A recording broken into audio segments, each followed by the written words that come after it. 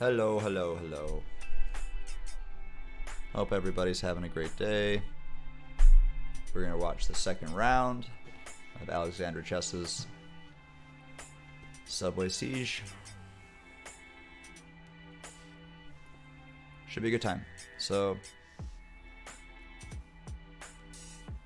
I am your host, Ready Chess. We're going to be taking a look at this game. We'll start from the beginning. Excuse me. So I had to start with a bit of a delay. Hey there, hope you're doing good. I'm not going to show any evaluation bars until the PGNs are live and caught up.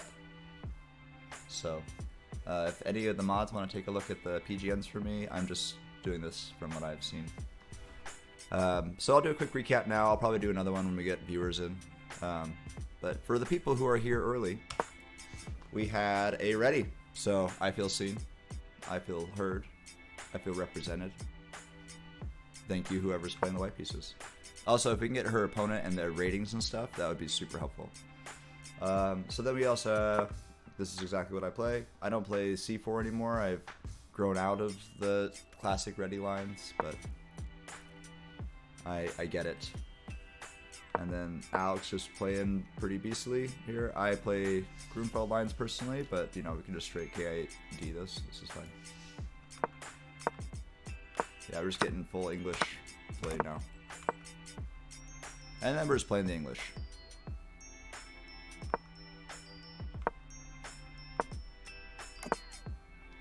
Okay, so the development is good. Last game, Alex had an issue with her, when she was playing white, with her F Knight not developing for like 18 turns.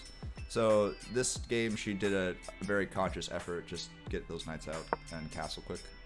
Don't play anything weird, which is great. Love that. Love that adaptation. Bishop takes.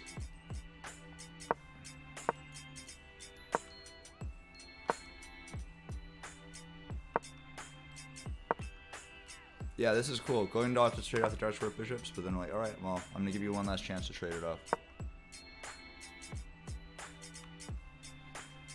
And then I think we're here.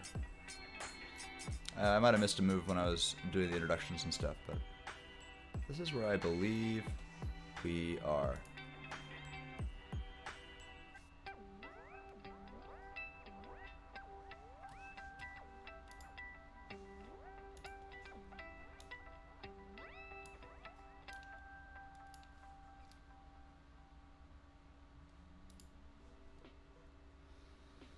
Okay, let's see what we got going on here. Did I miss anything? Looks about the same. Thank you, Senate.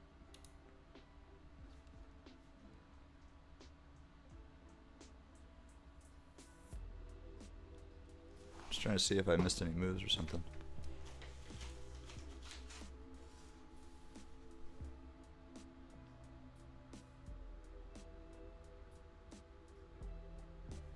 Nah, I did that.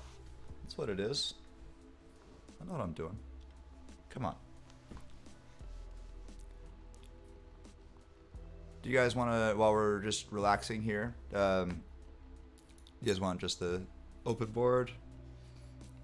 I could also go over some lines with you guys on this board if you'd like. But we're just getting started. I guess we could do a deeper dive into the opening and kind of see what happened while we're waiting for moves to happen. So, I don't know who here is familiar with the English or ready systems. So this went straight English because we didn't get any type of hypermodernism here. But I'm pretty familiar with C4, and then basically making the same setup that Alex had on her side, but mirrored. And then you just kind of put all your pieces in relatively good places, which is kind of what happens in this game, but without the hypermodernism. Hypermodern, for the people who are like, what are you talking about, is you'll see these fianchetto or bishop houses in English, where basically there's a little lift here and then you can tuck your bishop, you know, and then you can castle. It just makes a really strong shape. The joke that my coach used to make was, it's 4 moves to make and 10 moves to break. That's the rule.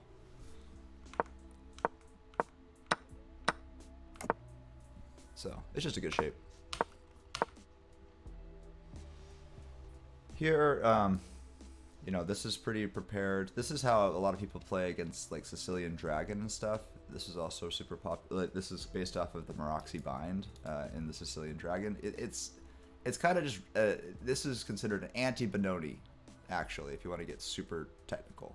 But it is kind of like a 90s-esque response to the Sicilian Dragon.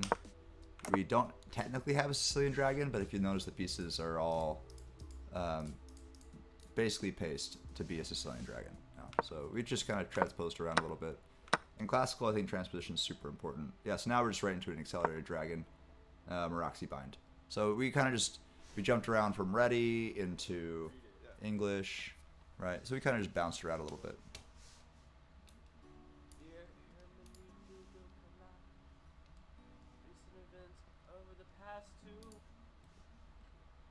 Nice. She has to take a break. Walking around is importante.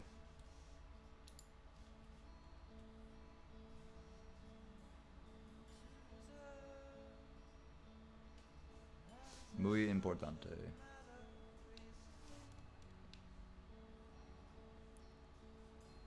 Oh my gosh. I'm so sorry. Is there not? Oh, he moved quick.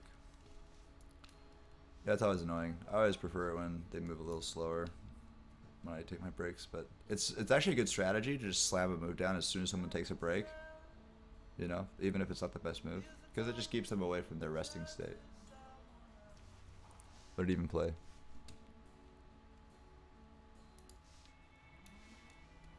What did he play? Oh man, I can't even tell. Oh, I see.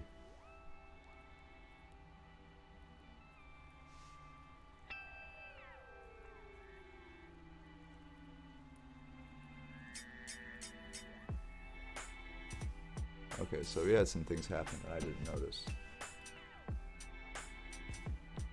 There was a couple moves.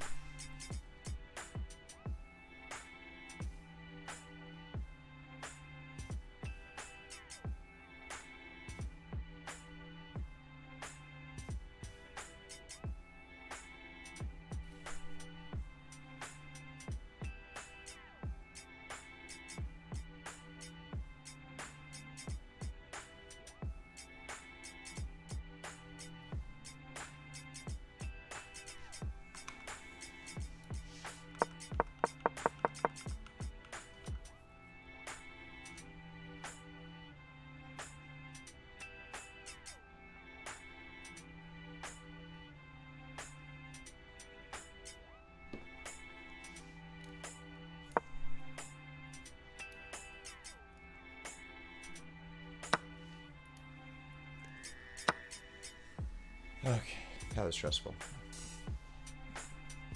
Whenever we get those PGNs back online, you let me know, because yeah, that'll be helpful.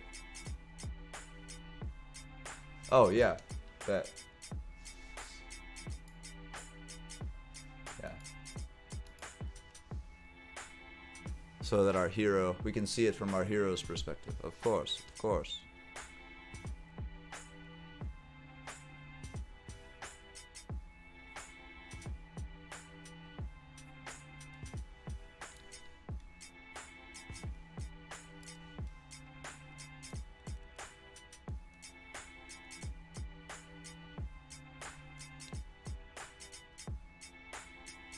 Okay, a lot going on here. I don't want to share any evaluation stuff. I can see it, but I don't want you guys to see it until the PGNs are live. So if my mod can keep kind of checking in there and seeing what the state of those PGNs are, that would be great.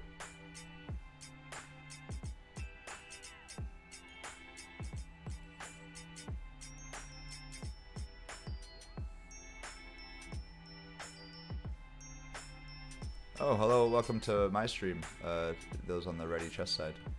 Thanks for checking in.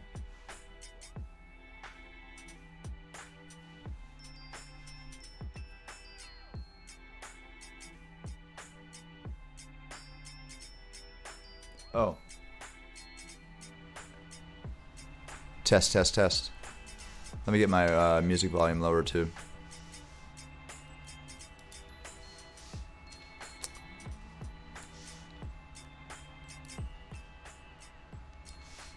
It's a little loud for me. How's that? A little better? I should be easy to hear.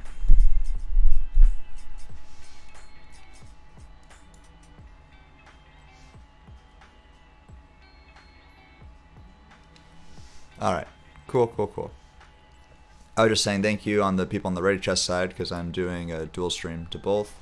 So if I am commenting on a comment that you can't see, that's why.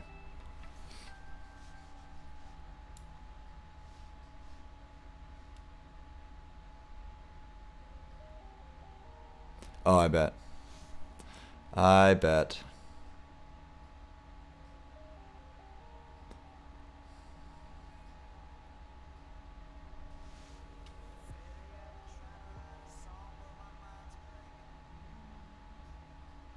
Oh yeah, I was mentioning mods and just saying to keep an eye out for the PGNs and just once they come live because I don't want to share any just computer info until the organizers agree, basically. Happy to give my little opinion, but I don't think it's fair to share computer eval and stuff.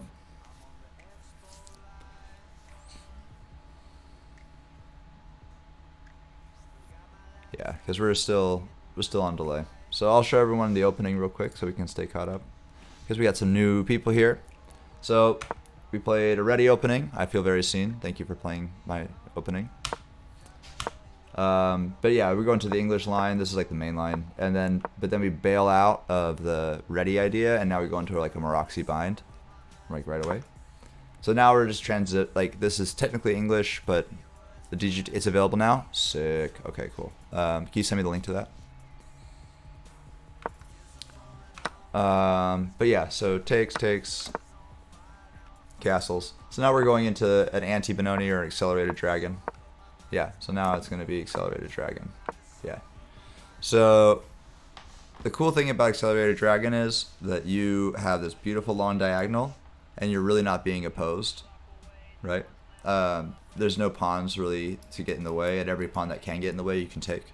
So that's why it's cool. The problem is that this is not a long-term threat because you can just, as soon as you center your rooks, you're kind of aiming at some minor pieces and maybe a pawn for a second, but after a little bit of work, you'll be able to clear off the entire thing, essentially.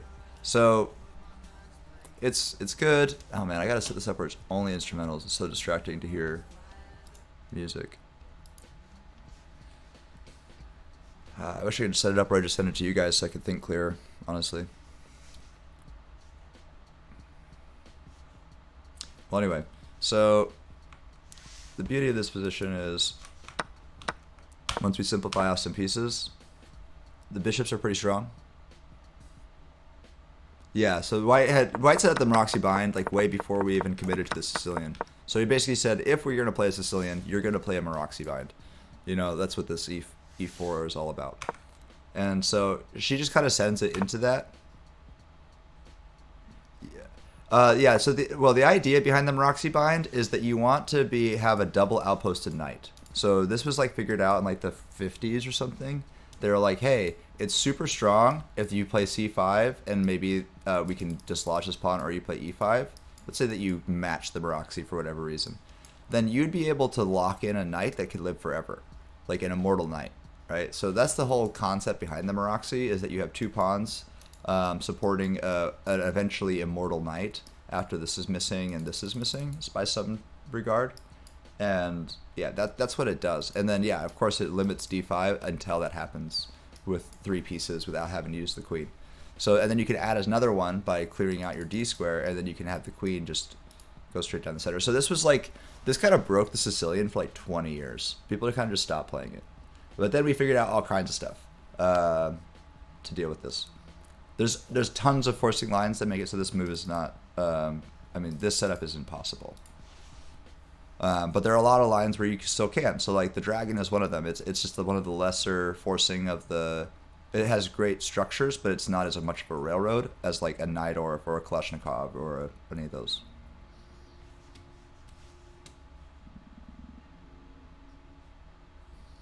But anyway, very sad. Anyway, moving on. Yeah, so now we got the Meraxi set up. This knight's a little bit closer to being permanent. It's not weak. It's structurally super strong. It's actually the neighbor of the Grunfeld, which is like another super beast black opening. So it has a lot of the same tactics as the Grunfeld. It's just less forcing than the Grunfeld. Yeah, the shapes can be achieved in almost.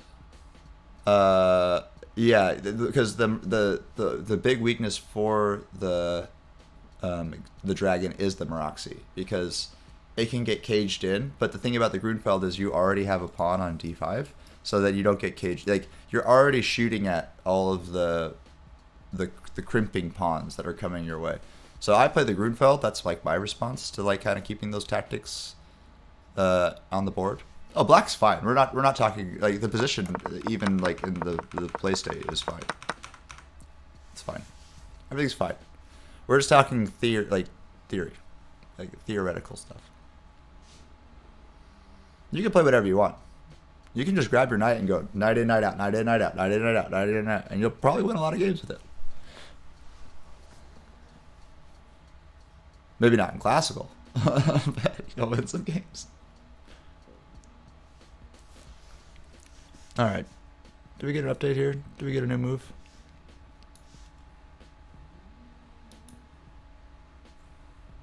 Yes. Okay. Okay, this is exactly what I was thinking was going to happen. So, anyway, I was kind of referring to the idea that the main tactical concept behind this, like, at the beginning, is that this bishop has all this juicy potential in the early middle game. So you can like come up a pawn, you can come up a rook, you can come up lots of stuff, right? But then after, the thing that's cool about the Meraxi is that everything's kind of well distributed, so the bishop can fly. It's pretty easy to clear off this queen side. It's not like that much of a burden. So as soon as you just do a couple moves, like he doesn't even need to rush it because he has all this blockage, right? Everything's pretty solid. And then, yeah, queen up, and then, well, you can even, like, let them look at the last opportunity and then just slowly move it out of the way. Yeah, so that's the only issue with the dragon, is it has a great tactical idea that lots of openings have. King's Indian Defense, Grunfeld, Hypermodern. The only issue is that it gets to that idea a little slower, and I think that gives White the opportunity to get out of the way. That's just my opinion.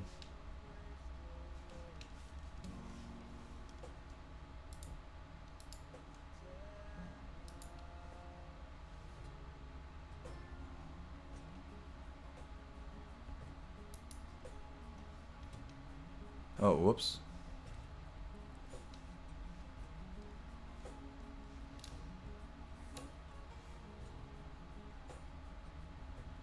Yeah, there's nothing structurally wrong with any of these pieces, if anyone's curious, in either channels. Everything's fine. Everything's protecting everything. It's pretty hard. I have a rule in how I play chess where I say never play f3 and never play f6. Now, there's tons of reasons to play f3 and there's tons of reasons to play f6, but I feel like the drawbacks always come back beyond your level of calculation of why it can be annoying. Yeah, it's a preference. This is like, we're talking about taste and preference, right? So like Kasparov beat the hell out of everybody with f3 in the 90s, but like I feel like limiting scope in modern chess theory is always something I try to limit myself. I don't like having French bishops. I don't like having closed off pieces that have to develop over time, right? So that's kind of what, like, me and Alex like have similar taste of like what we want to do with our bishops, like just make a gigantic X through the board. Like, I completely agree with this. And this knight is nice because it's just saying like, hey, if you ever want to just lose this bishop pair, just let me know. I love that. Just like never miss that opportunity to give your opponent an option to just be worse. No, that's super. I agree with that. And then now we have this attack. It's kind of blunted, obviously, because right now f3 is quite a good thing. Hello, what's up? What's good?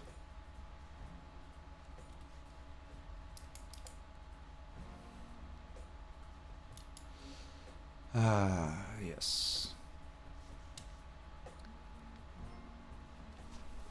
Yeah, I wonder what'll happen here. I am curious how she'll proceed.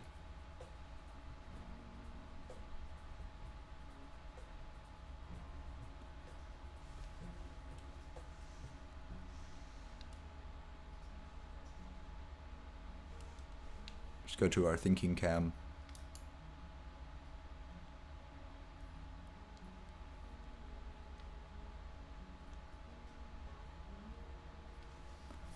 Yeah, this is a hard position to be in, for sure.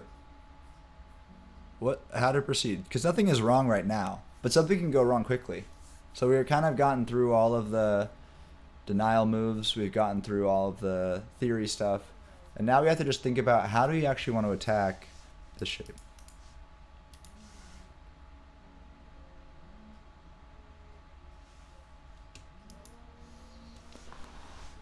All right, what can we do here?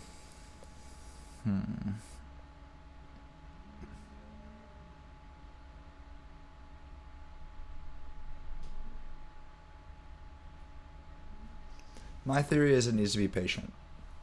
Like, everything's on a great square. If we push the issue too quickly, I think it's going to be really hard to keep the momentum. I think the main goal is to try to connect these rooks on this, which will eventually be like the main fight. I'm not sure exactly how it'll all open up, but I can kind of feel maybe like a queen c7, rook f8. I don't know, it's tricky. This is just what I would play. I'm not saying that this is what a computer is saying or this is best line. I'm not sharing any of the best lines right now. I'm going to look over at the PGNs now and see what best lines are.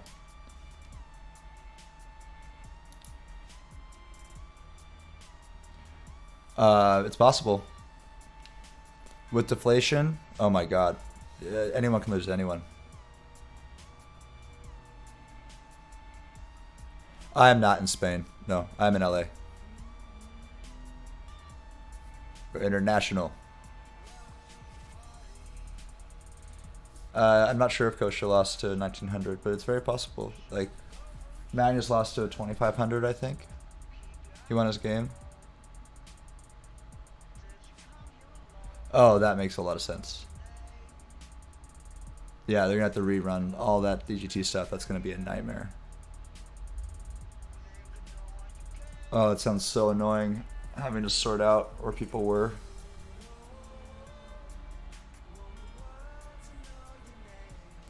Yeah, I'll get a sneak out bar. You're going to be really bored when you see it, because there's nothing wrong or right about this position. You're just going to look at it and be like, oh, okay. Cool.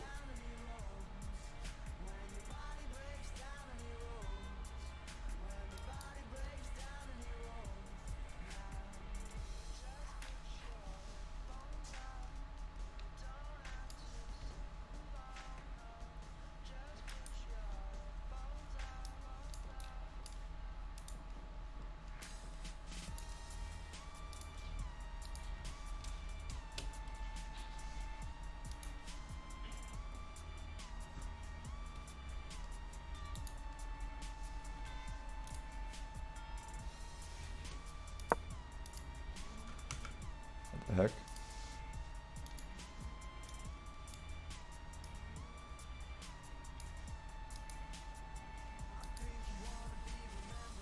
This is so glitched out.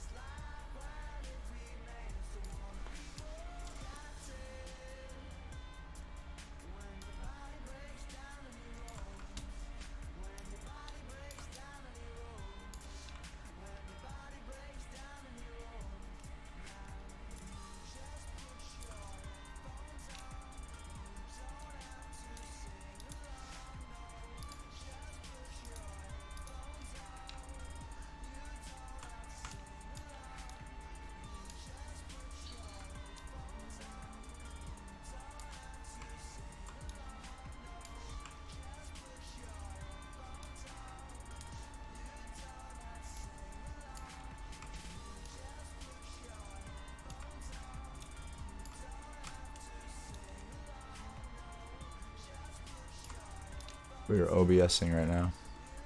This is my OBS face.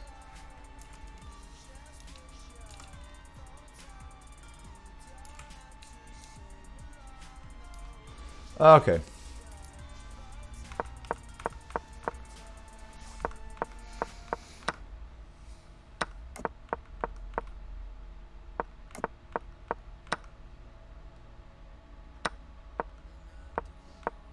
I don't know why it's giving so much to white here. It doesn't really have that much play. Doesn't have any problems, but I feel like a half pawn. That's fine. Oh my god. Look at this accuracy score. Oh my god. Oh, it's so brutal. Just as hard. How good do you have to play? I don't know. 99.3% accuracy minimum. Oh, that's funny.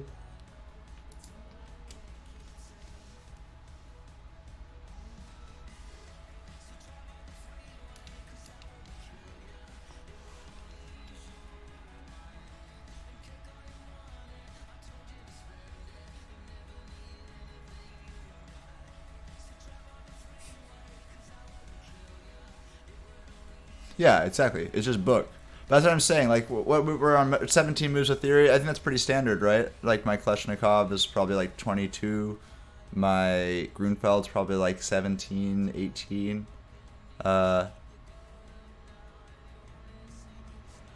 It's not a boring variant. The Meraxi, I think it is an anti-fun variant, but I think it's fun to break anti-fun players. And if you don't like the variant, then maybe you're playing an opening that's allowing too many boring things. You know what I mean? Like, I wouldn't blame the opening. It's just going to make a shape, right?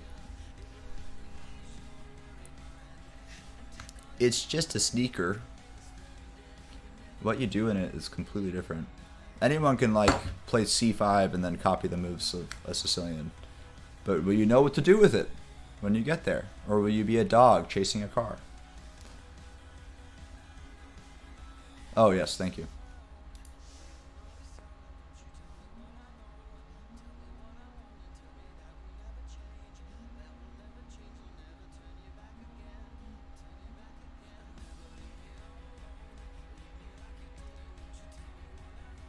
I mean, yeah, I don't think I've ever experienced a boring.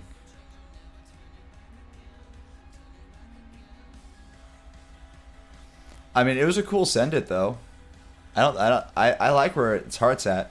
It's kind of chomping on iron though, because in this particular case, the F file is kind of locked down at the expense of the open, like literally just having two center pawns against a void, right? So I would feel that the instinct of the play would be to centralize everything. This is like back here, right? This is what I probably would have done it. We can't do that here because of bap. But like trying to get the rook centralized and maybe playing more towards the center, expanding center would be nice.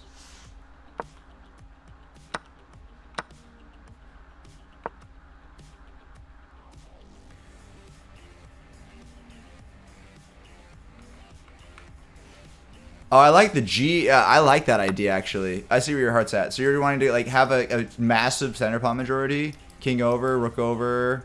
I don't know, whatever the hell you would do with this bishop, Kobe, like or whatever, Kobe or bishop. Just try to slam on this. Yeah, that's fun. I like where you're at. Oh yeah, we gotta give it up for they opened the window thing. Oh god, yeah, we gotta see that. Look at that.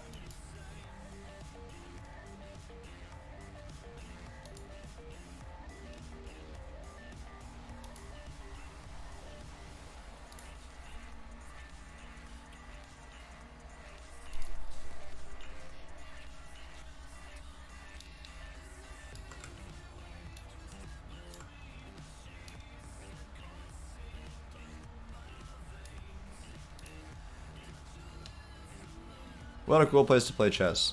That's so fun.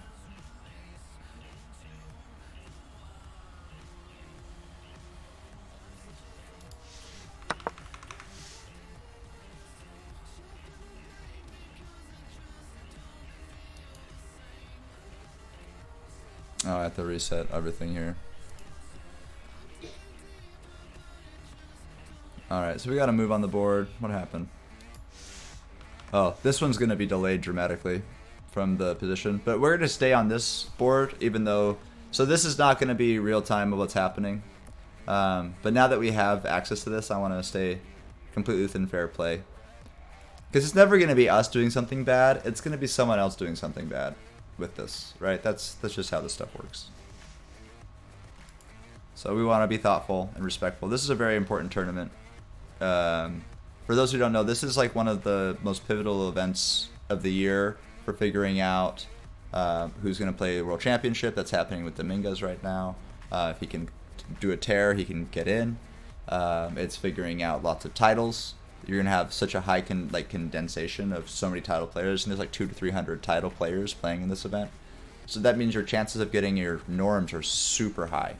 So everybody is going to be bringing really good chess, and then also the organizers put extra effort to making sure that all the sections feel exactly the same, no matter what your rating pool is. So everyone gets treated like a real pro. No matter what, well, there are all real pros, but I think a lot of people in the chess community is like, oh, you're only 19, you're only an A player. Oh, well, you're not a professional. Actually, you are. If you calculate for deflation and interest pooling, which is what's made ratings go down, you can do the math on it. There's a lot of mathematicians that have done this, but the quality of play by game score of a 1900 today is a lot closer to a 2200 about 5 years ago. So but if you take a lot of these people that are getting these current titles, these are very, very, very high quality titles because they're fighting against such strong pools of people. So there's also Alex. Oh yeah. And Jules is also playing in this section too. So there's a lot of really strong players here. And they're all from all around the world. So it's just such a cool place. What a great venue. What a cool view to see when you're just playing your game. That's so sick.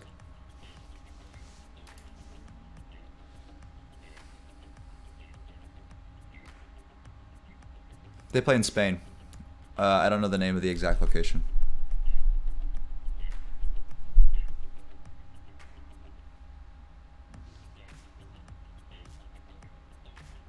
I am not there. I'm in LA.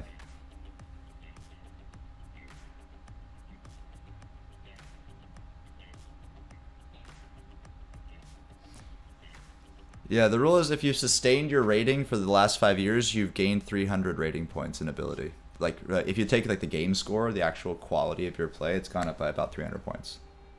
So if anyone's feeling any existential dread about rating not increasing over time, that's why. It's not you, it's us. Does that make sense? That's why Alex is so impressive.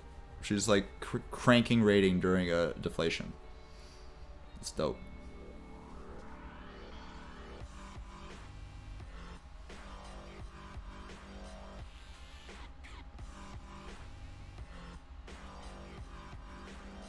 Look at this accuracy score, guys. I know that this is just opening prep and this could crash into the boonies at any time because that's just how chess works. But this is what we're working with here. What is the margin for error that you can improve upon this? Well, it just gets down to taste. It gets down to deep prep. It gets down to endgame pawn structure knowledge because you can't measure off of who has the best opening prep. Everyone here is going to be prepped. Even the lowest rated player here is going to have good prep and would be able to beat 99% of the people in the world.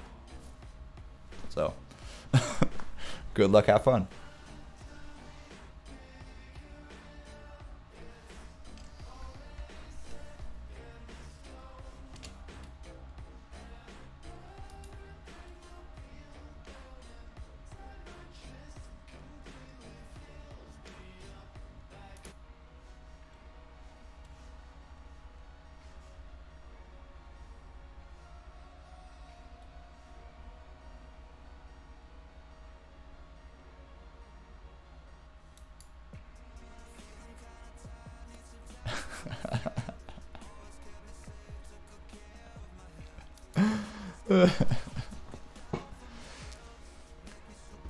The zoom in on the empty chair.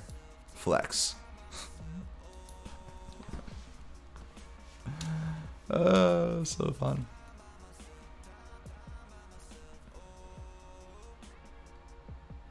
Just so you guys know, it's not a flex. Everyone should walk around during tournaments for just blood flow, pacing. It's just meta to walk around during tournaments. If you don't do that, you should incorporate that. There's no way you're going to be able to calculate for 6 hours straight without standing up. And if you do, I guarantee that the calculation quality will decrease throughout the state of play. So, walk, stretch. If you have access to outside without looking weird, I like to go outside for a second and just take a breath of outside air. Just take a moment. This is a little faster. This is like a 3 hour, I think. But like some of these games can be 5 hours, 6 hours long. Don't be a masochist, man. Take a walk. Especially if you're the type of player who moves too fast or doesn't have a lot of tournament experience. After you play your opening, you should take a walk, slow down, and get ready for the middle game. Like kind of mentally prep the transition. That's just my opinion. I'm curious if there's any diehards who just sit at the board the entire time. If you do, put your arguments in the chat. I'm curious. It's like, I just sit at board. And I just don't ever go to the bathroom ever. I don't drink water. I just dead stare the entire time. That might be a thing. You might rush people just from like uncomfortable stares.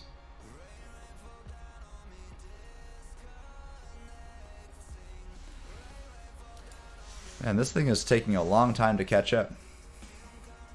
I might take a little break. I've been going for about 40 minutes. Yeah, no one can sit still for, 5 hours of sitting still. It's a practical thing. Like, okay, you're going on a long drive, right? You're on a long drive. Good for you. You're on a long drive.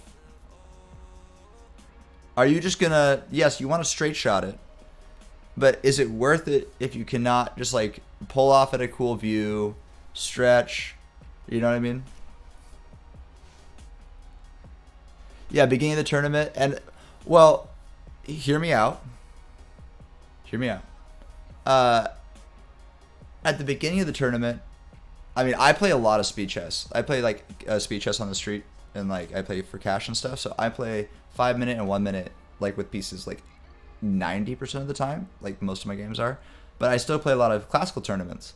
So when I go to a classical tournament, I need to kind of remind myself that I'm playing a classical tournament and just go, whoa, now you do not need to finish this game in under a minute. You have 6 hours, you know. And so I have to kind of reprogram my brain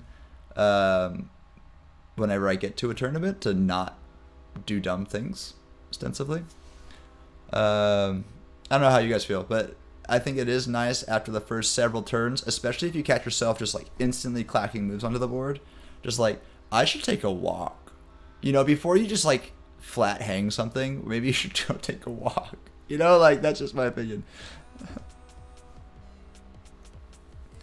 I'm sure other people are much more thoughtful and careful than myself, so I'm probably not a good barometer.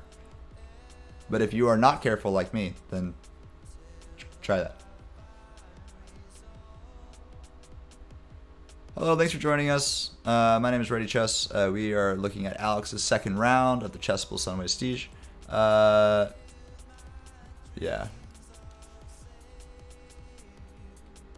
Let's see. So this has been a really cool game. We do have a pretty significant board delay, so I can kind of get you guys caught up on what we've seen so far. So we had a ready opening into an accelerated dragon Moroxy bind. That's where we ended up. So this has been a really fun little exchange of pieces. We had our first real breakaway from the main idea by throwing this F-pawn out. So this is kind of the first breakaway from just core theory, and now we're kind of waiting here to see what the board. There's actually been a lot more things that have happened on the board in the state of play, but we are at a stream delay, and I don't want to share any eval that's not going to be in accordance with what the organizers requested. So we're going to just watch this at a delay, but I still wanted to be able to answer your questions in real time, so I will not be delayed, if that makes sense.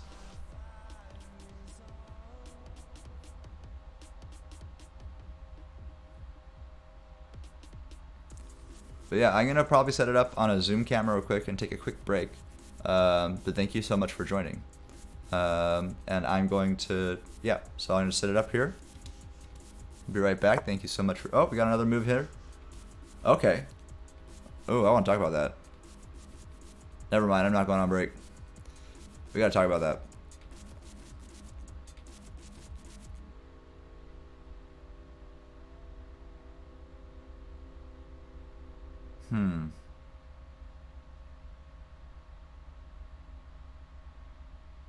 I mean, I know the try. The try is trying to get rook over, make a triangle. But I don't think it works. I feel like I've lost this rook so many times going for stuff like this. You know what I mean? With like stuff like this. Like if I try to get invested in something like that, I feel like there's just going to be something waiting for me that I don't like. Okay, well, we'll see where this goes. Because maybe the idea is that we're going to play this. We're going to retract the rook maybe to a doubling position. And then we're just going to slowly develop on this attack. That would be cool. I don't want to keep this rook on this 5th rank because, yeah,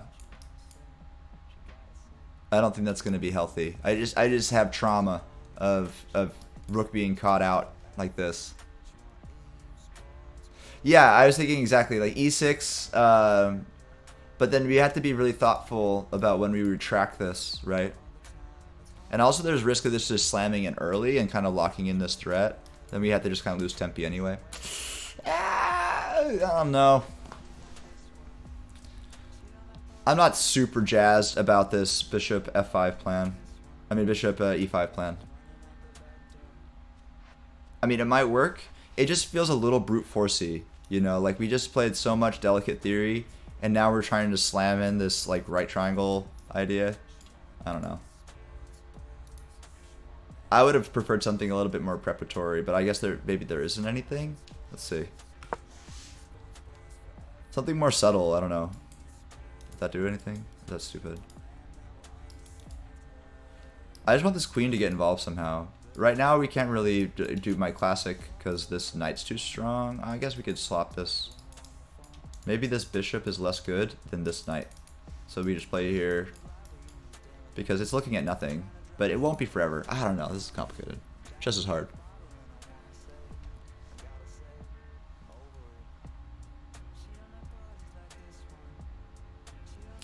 I think best play here would be e6. Because we gotta get the queen in here, and we don't want to commit the queen. We don't want to move the queen up to get bopped in the head. We don't want to lose our bishop pair. Just e6 here would have been nice. But we sent it with this. Slightly worse. It has a very practical threat. But I feel theoretically, it could get caught up pretty easy. Yeah, so the idea is queen. Yeah, but this is, I don't think it's fast enough. Like you have so many things that are counter-threatening that. I don't know. I don't want to be a hater. I will eat my humble pie if this idea just breaks through. But it's all about quality of opponent, right? Like if she was playing someone on stream, any of you would fall for this. You would just die. She'd probably be able to do it just with the rook and the bishop, right? But it's all about quality of opponent. Like, that's going to determine whether you're allowed to do something or not.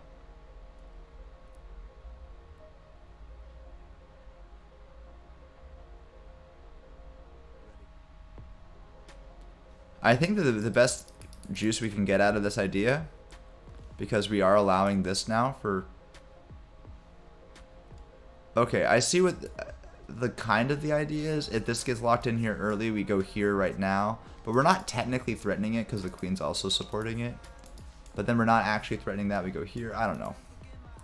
I kind of get it. Trying to bait this move, I guess. Allowing this.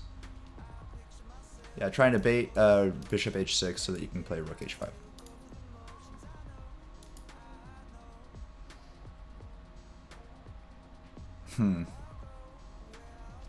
Maybe it'll work. Best of luck. I hope it will. This is a big try. This is like shooting a huge haymaker early.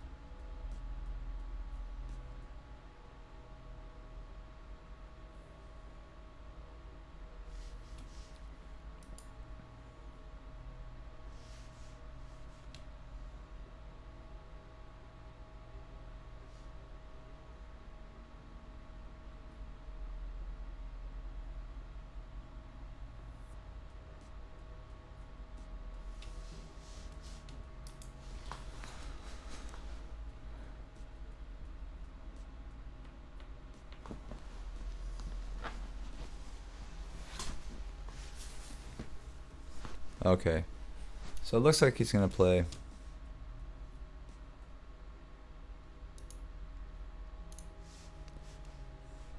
Yeah, it looks like this move's coming in.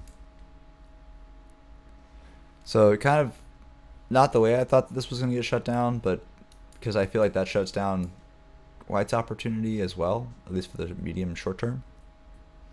So I guess it's kind of working out because this was kind of a wacky move, right? Because then you just block your own attack. You play bishop back here, reroute it, and then you can just load up the guns, man. Bang! Like you can do so much cool stuff. I think she's got good chances now, practically. Yeah, I think that this is the move. And this is the response that she'll play. And yeah, I think that's pretty good. Yeah, it's fine.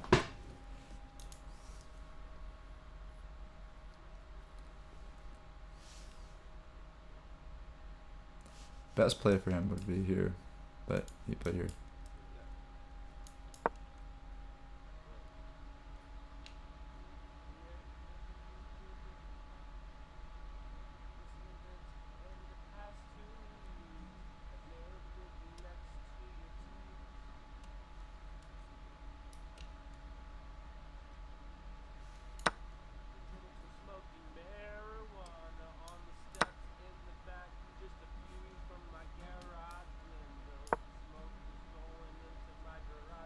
This is just my idea. I'm just thinking with pieces, sorry.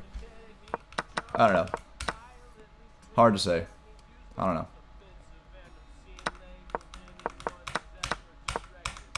Hard to say. Chess is hard.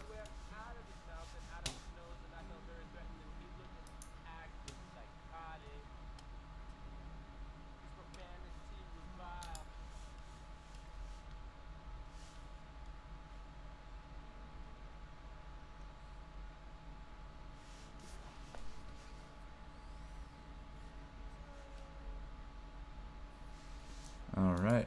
Am I caught up to the most current move? Oh, this is my sideline.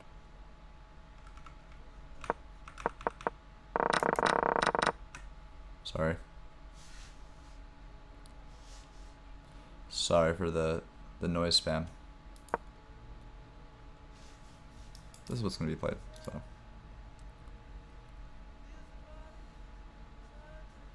Alright everybody, I'm going to grab a quick break. We will have more dramatic moves played here in a second. I'm just going to leave on this board. Do you guys want the chess.com board up too or no? I'll be back in 15 minutes. So whatever you look at, it's 15 minutes of it. So choose wisely. Eval? No eval. Meh.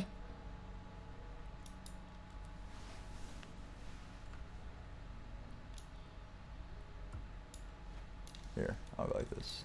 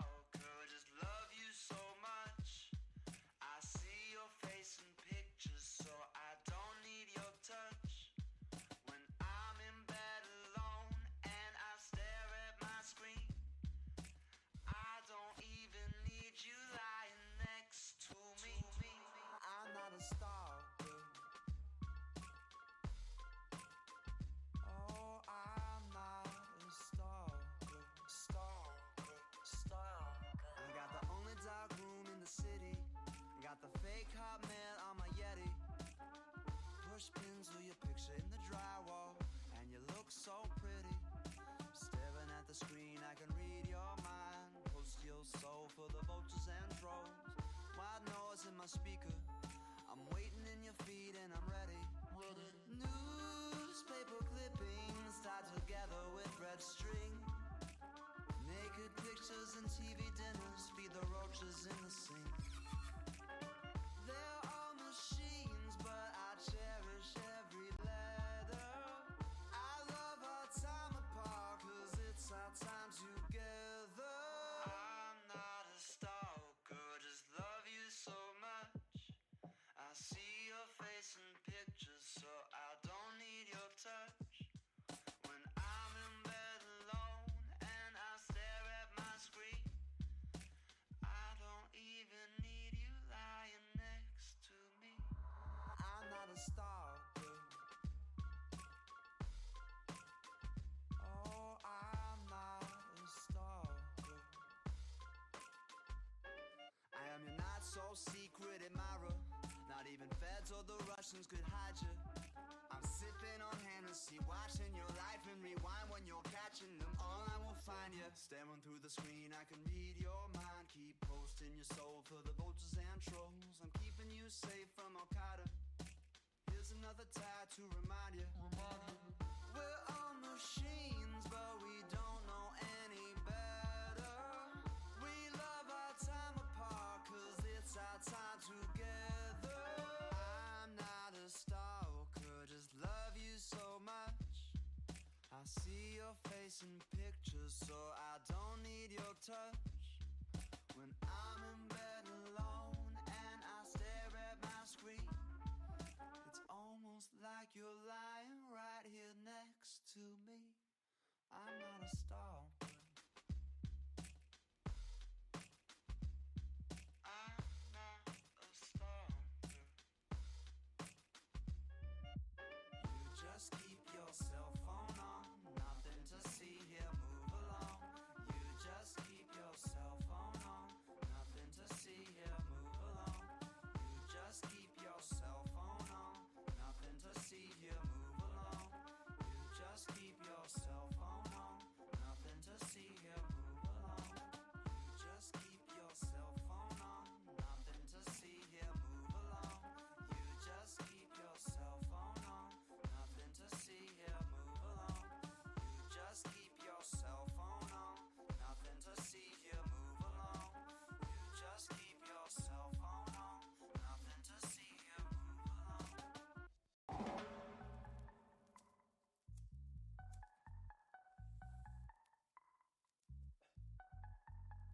7 a.m. Start my day off with my medicine. On the 110, sipping coffee, bumping Method Man. Guess I'm getting high before I woke again. My friend, my friend. Guess I'm getting high before I woke again. My friend, I can't stop looking at the time clock. My boss knocks, and I wish I had some eye drops. Co-workers looking at my eyes, feeling like I'm gonna get fired. Everybody knows I'm high. 11 a.m. Stale chips and some soggy bread. In the Volkswagen, hot boxing with custodians. Guess I'm getting high before I woke again.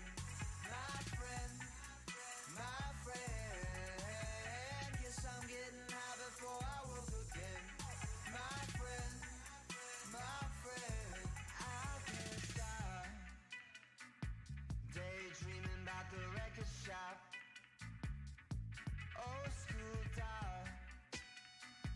In my mind I hear the needle drop. But the boss man got me on the line, smoking on the company dime. Everybody knows I'm high.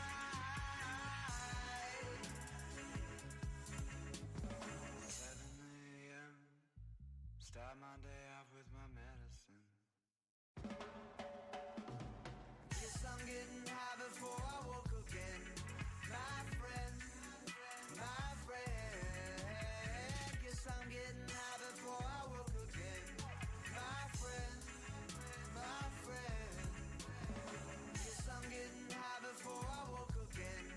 My friend, my friend. Guess I'm getting high before I woke again. My friend, my friend.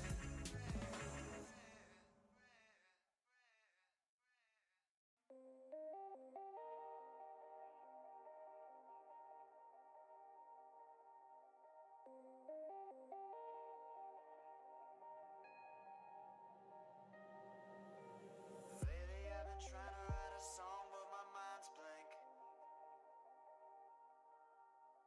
Million words flying at this page, but it's all fake. The years are falling off, but I always make the same mistakes. Hood is on fire, now I'm fighting for my own space. Every day I try to write a song, but my mind's blank. I'm on the expo line. Still got my laptop, so I'm getting by fine. Slower than before, but I'll make it on time. Job might let me go, but I'll be alright. Job might let me go, but I'll be alright, alright. Every day I try to write a song, but my mind's blank. Million words flying at the page, but it's all fake. The years are falling off, but I always make the same mistakes. Hood is on fire, now I'm fighting for my own space. Every day I try to write a song, but my mind's blank. Every day I try to write a song, but my mind's blank. I just filled up half a block away, now I'm slamming on my brakes. But it's a bit too late, now my whole life's going up in flames. I think I'd rather die than lose my hard drive. 10,000 hours in the fire to jump back in. Hey there. So I just saw a couple comments, so I thought I'd jump in and say hi.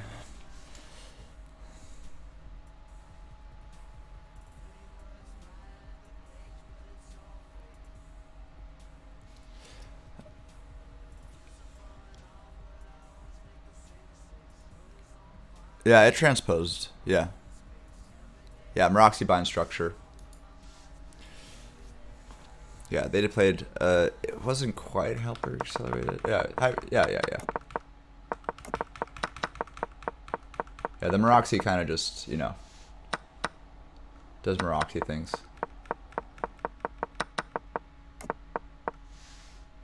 I hate the sound of the board. Am I just me? Am I weird? I turn it on when I'm playing Bullet, just so that because I'm a crazy person and want to have as many micro advantages as possible.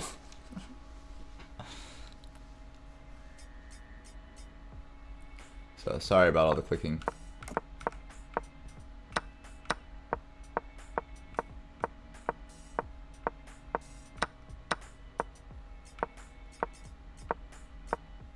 Hey, my move got played. Cool. Very cool. I was curious about this rerouting idea. Neat. Very neat. All right. Well, I was still on break, but I was just curious if there's any updates. I'll be back in just a sec.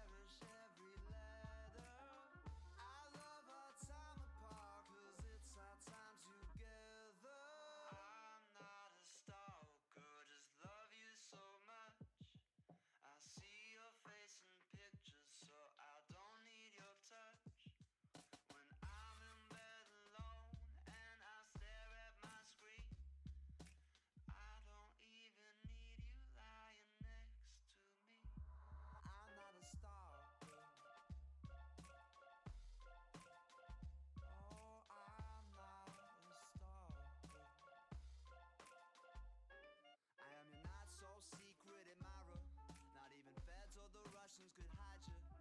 I'm sipping on Hennessy, watching your life and rewind when you're catching them all. I will find you, staring through the screen. I can read your mind, keep posting your soul for the vultures and trolls. I'm keeping you safe from Al Qaeda. Here's another tag to remind you. We're all machines, but we don't know any better. We love our time apart, cause it's our time together. I'm not a stalker, just love you so much. I see your face in pictures, so I don't need your touch. When I'm in bed alone and I stare at my screen, it's almost like you're lying right here next to me. I'm not a stalker. I'm not a stalker. You just keep your cell phone on, nothing to see here, move along. You just keep your cell phone on, nothing to see here, move along. You just keep your cell phone on, nothing to see here, move along. You just keep your cell phone on, nothing to see here, move along. You just keep your cell phone on, nothing to see here, move along. You just keep your cell phone on, nothing to see here, move along. You just keep your cell phone on, nothing to see here, move along. You just keep your cell phone on, nothing to see here, move along.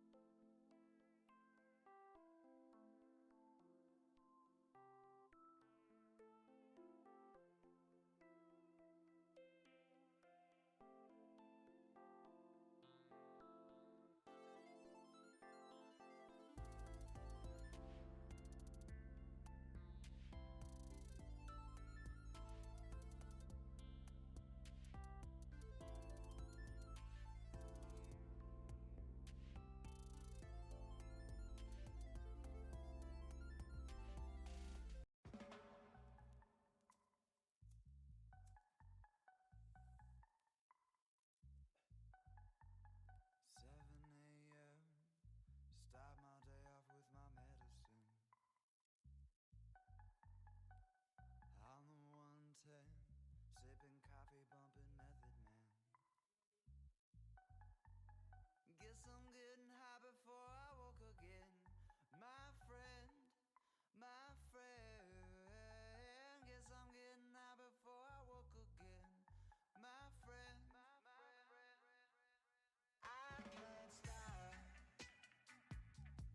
looking at the time clock. My boss knocks, and I wish I had some eye drops.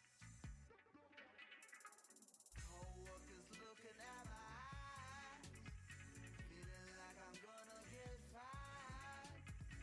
Everybody knows I'm high. 11 a.m. Stale chips and some soggy bread. In the Volkswagen, hot boxing with custodians. Guess I'm getting high before I woke again. My friend, my friend. Guess I'm getting high before I woke again. My friend, my friend. I can't stop daydreaming about the record shop. Old school doll,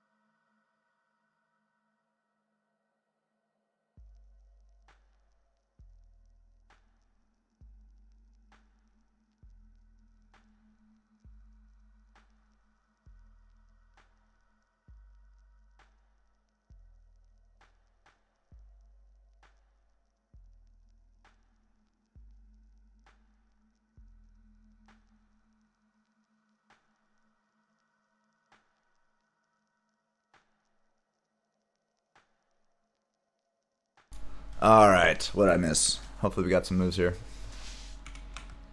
What? Nothing? Nothing? Nothing?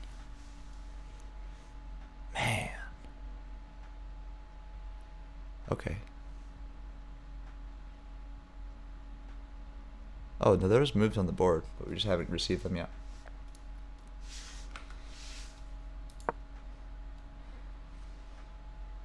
Okay. Here is where we're at. Let's just do a quick review of the game for anybody who's just joining us or anyone who's just curious. Hope everyone's doing good. My name's Ready Chess. Hope you guys are having a good day.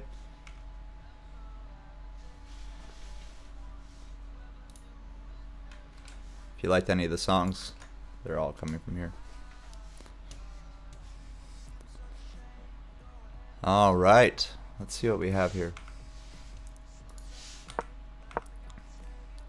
So again, we got a ready into an English, into a Maroxy Bind, Accelerated Dragon.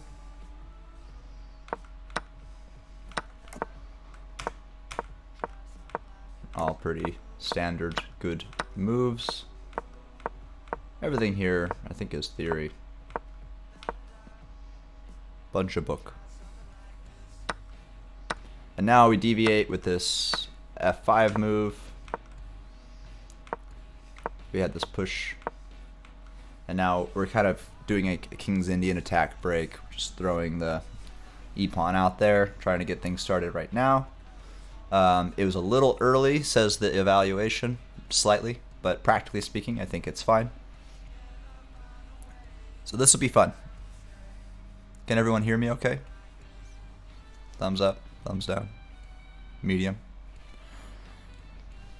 I can fix my mic.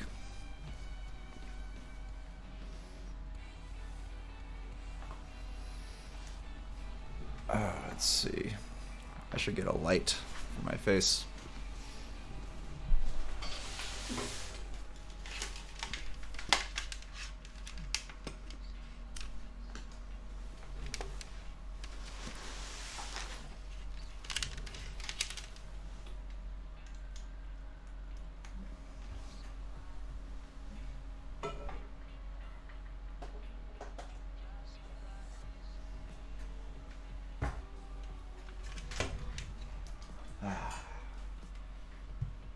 There we go.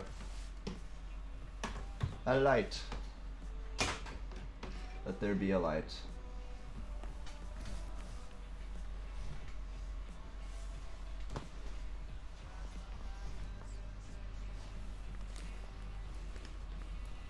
Okay. So we got Alex back to the board. I'm gonna see if there's any moves that I can see just from looking at the main.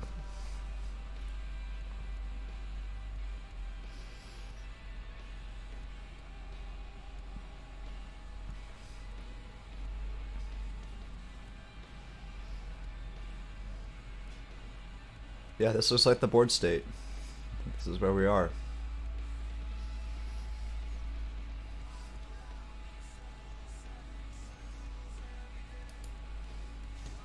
So this will be cool. Let's see what happens.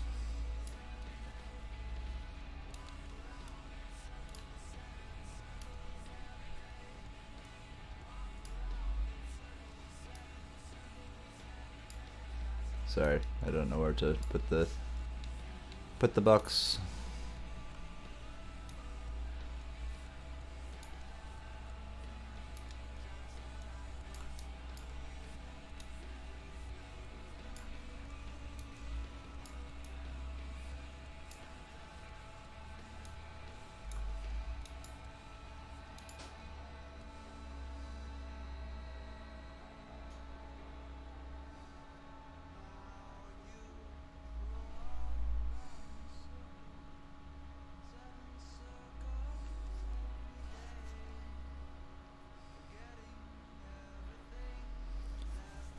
Alright, well, hopefully this stream stays stable. It's kind of breaking up on my end a little bit.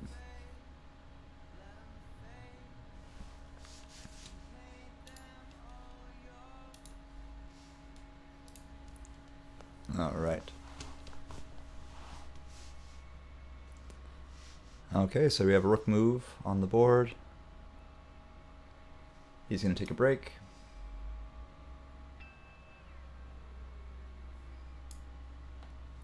Looks like this move's coming in.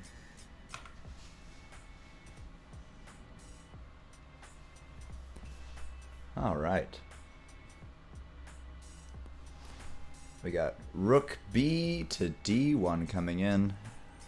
Probably going to have to look at some ways to stack up on the F file. Maybe queen F6, rook A F1, A F8.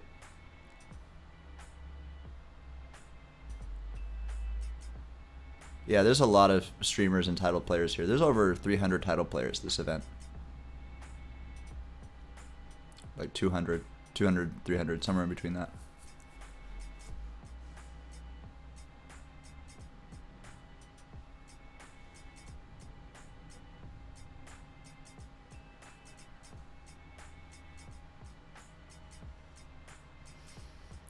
Let's see, what lines could we see here?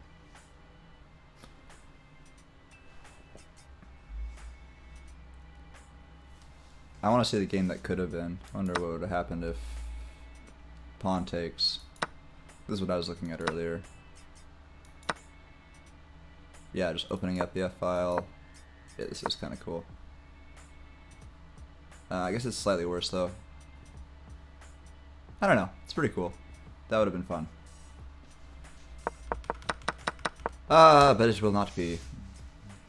The lines that won't happen. I'm like Ivan Chuck. I just love all the little sidelines that never happened.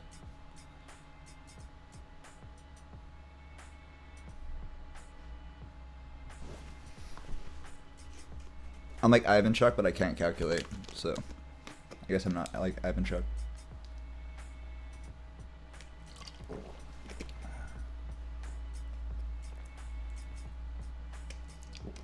Okay, sorry.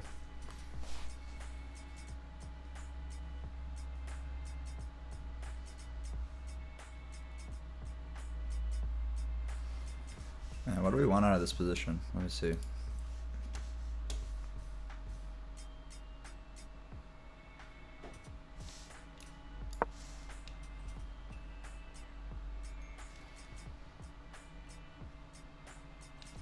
Well, now we would want to take.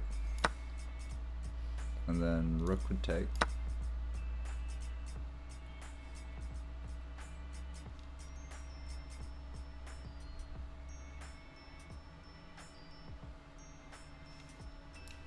Then we can do the Alekhine gun.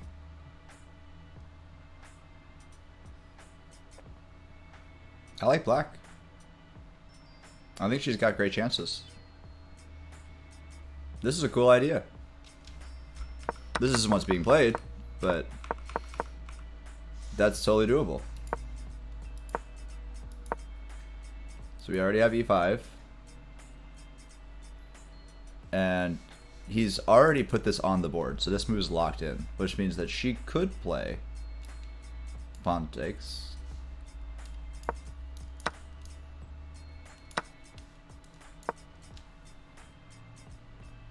Looks pretty good.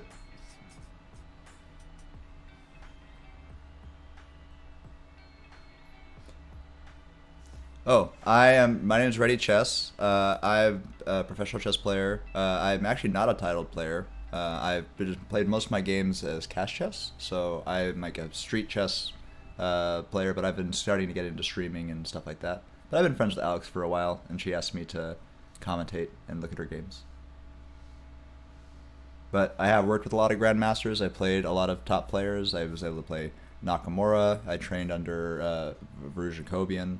So I've had like really good teachers and stuff. And I play, classical chess all the time. So that's my credentials. My chess resume, if you will.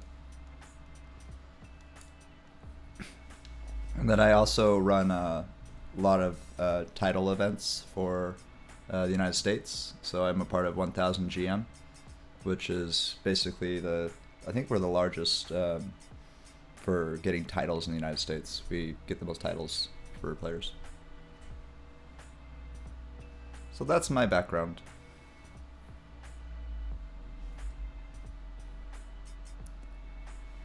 Let's see what we're back on over the board.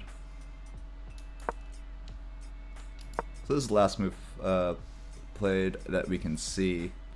I'm pretty sure this move was played over the board.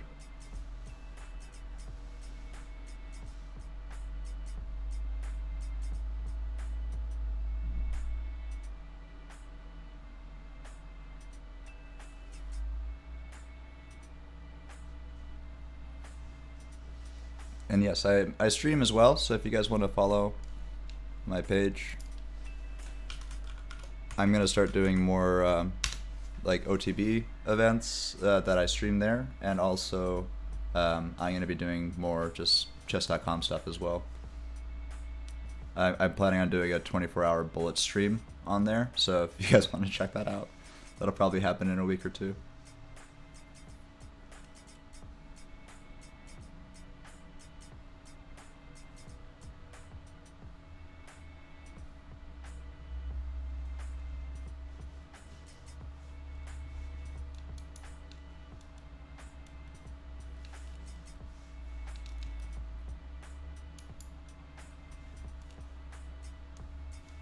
Let's see here.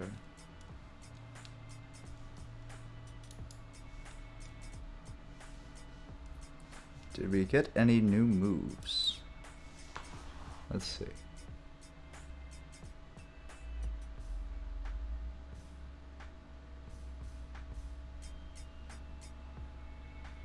Nah, she's in the calculating stage.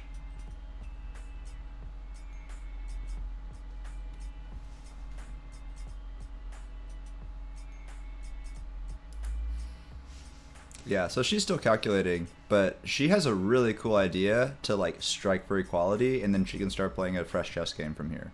So just for anyone who I didn't show, the idea is this move's already on the board, takes, best move would be to take, and then you get the start of what's called the Alekhine gun. So let's just say they don't take back, and you're able to get this rook here. Having this tripled up effect is massive, you know, on an open file. So that means that there's no pawns on either side. So this is kind of a dream situation if you send it with the f-pawn to be able to stack all those things on top of each other. So if we can get this to happen, fantastic. There's obviously a lot of practical little things going on here, and you're not going to be able to keep this rook. This rook is going to probably swap for this rook pretty quickly. So what she's calculating is, will this still be a good idea, or will it just liquidate into like a kind of whatever endgame? So that's what we're trying to figure out right now. So she's in this position, calculating all the stuff I just showed you, probably.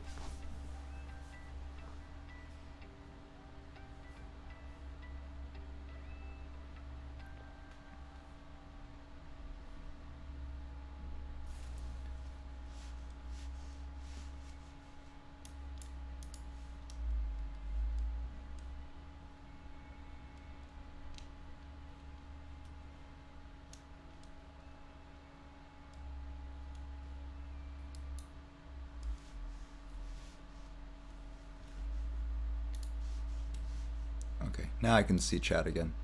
Oh, thank you. For Rahaj Drez, I'm so sorry. I butcher everybody's name, but thank you so much. I am a name butcherer.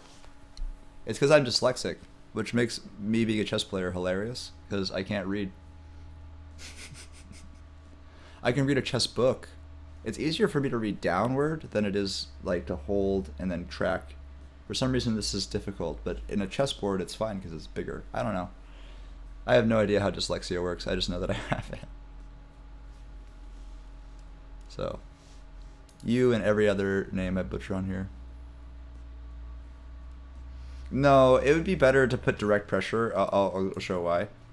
Because if you put the bishop there, so we're talking about after rook over, pawn takes. If the bishop was to take, I feel like you're just kind of feeding into this idea super well, right? You're setting up a really strong attack on this, but getting pretty serious pressure. And then it's going to be really hard to support this in the long term. and this rook will be coming over. So the idea behind the rook taking instead is that you'll be able to just swap these off for equal pressure, and then potentially slam the queen in the face, because if the queen comes here, you know, you would be able to load up your rooks and keep your queen kind of at bay. That would be the idea. And this would just be even. It'd probably be heading towards a draw if that happened. On which one? So here bishop takes knight, like this. Okay, so then rook takes bishop. Let's say rook takes f4, yeah.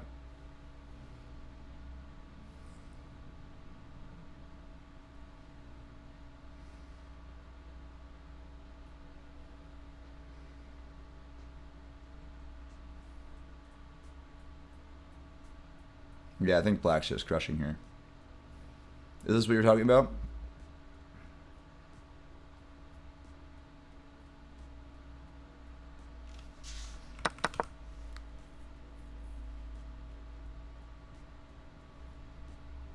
Yeah, because these are just such an opposing position right now.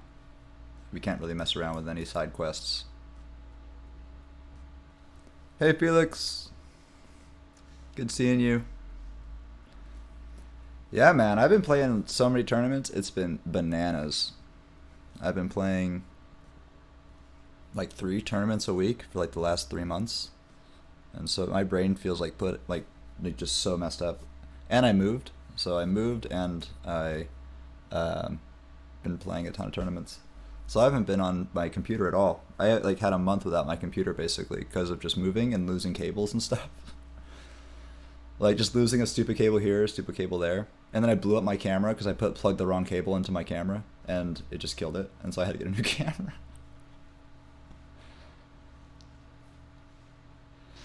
Ah, such is life. Oh, just so we're clear, this is not the board position. Oh, thank you so much, Felix, for the Prime. They subscribed for 6 months. Thank you so much, Felix. Much appreciated. On Alex's behalf. Okay, so now this board's like legit on the board now. But again, we're at a 30-minute delay, so there's probably a lot more action happening on the board. We can maybe sneak some peeks at it, but I'm not going to look at anything real time with an engine, just for integrity's sake. And if I see anything super critical, I'll probably just keep it to myself. But yeah, the hard thing about doing tournaments right now and trying to get them publicity like this and getting them on stream is you're trying to set up, you want people to be able to ask questions and talk, but us just talking about the game creates competitive integrity issues if this is transmitted back. Luckily, I'm in LA, you know, I'm like completely separate from that event. I have no way of doing anything that would mess with this. But it's so easy for someone to take an entertaining thing like this and then turn it into a weapon, even if it's not affiliated with the stream at all. So I think that streaming communities and tournament directors, I do both. So like I'm kind of I'm really interested to see how this problem gets solved over the coming years. But it's really hard to have competitive integrity and then great media at the same time in chess. In real time, it's just difficult. So we're playing with a 30-minute delay here, but I'm talking with comments and stuff, so everything is offset to make it as integral as possible.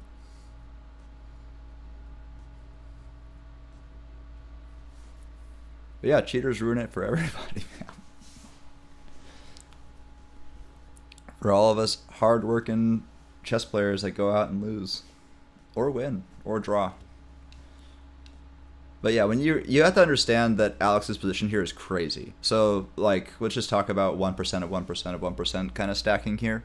So yes, she's a titled player, but everyone there basically is a titled player. And as far as like the raw ELO scale is concerned, she's at the lowest, at like the lower end of that bracket, right? So that means every single one of these games, she's going to be fighting uphill, right? She's going to be fighting people that are NM, IM, right? I don't think that she'll bump into any GMs unless she just like goes on a tear, but I'm not sure exactly how the sections are broken up. But yeah, it's going to be a really, really hard tournament no matter who she plays against, right? So every game's going to be a hard fight, but this game she has great chances. Last game she had some development issues that kind of just stacked up over time, and so she wasn't really able to play like a normal game of chess. So now she has everything done. She's like, all of her pieces have a good home. Everything's set up to do a good attack. Like, she can totally win this, you know? I think a lot of chess players going like, oh, I'm playing black this game, so I'm just going to go get a draw and whatever. But, like, I mean, I'm with the philosophy of just, like, try to win all the time, right? It's just better. So learn openings that win with black. Like, learn openings that draw with black, too, for your repertoire.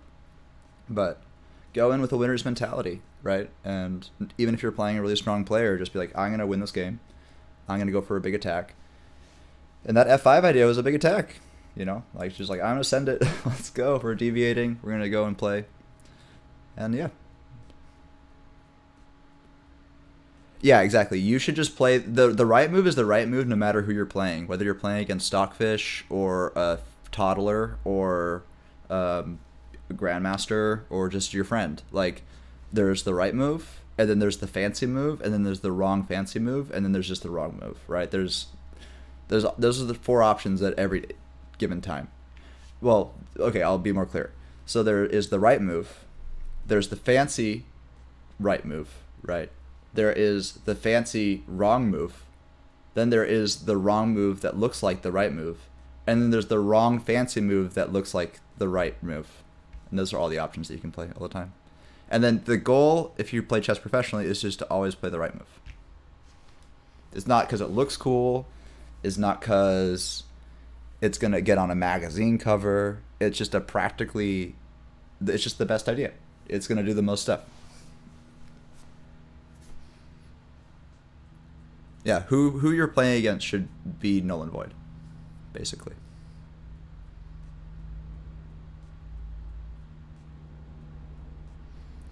Bishop take knight before the rook picks up the queen, the pawn. Yeah, I don't know. Everything's coming in so fast. Wallach's, like, I think it's really hard to go on any type of a side quest right now because there's just so much like F-file pressure. Like, it's immediately breaking apart. Like, the tectonic plates are going to move, and there's nothing you can do about it. Like, it's just going to open.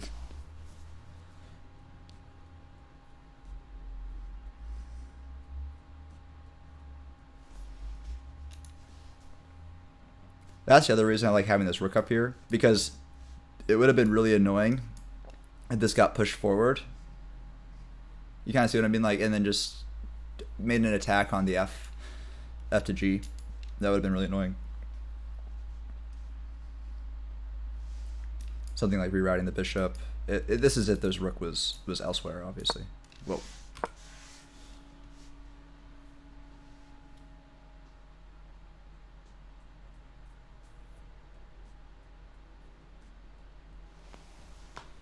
Why did my light stop working?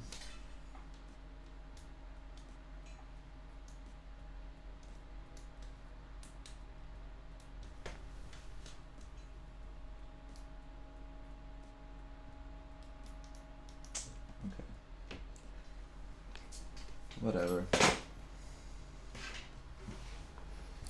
No light for me.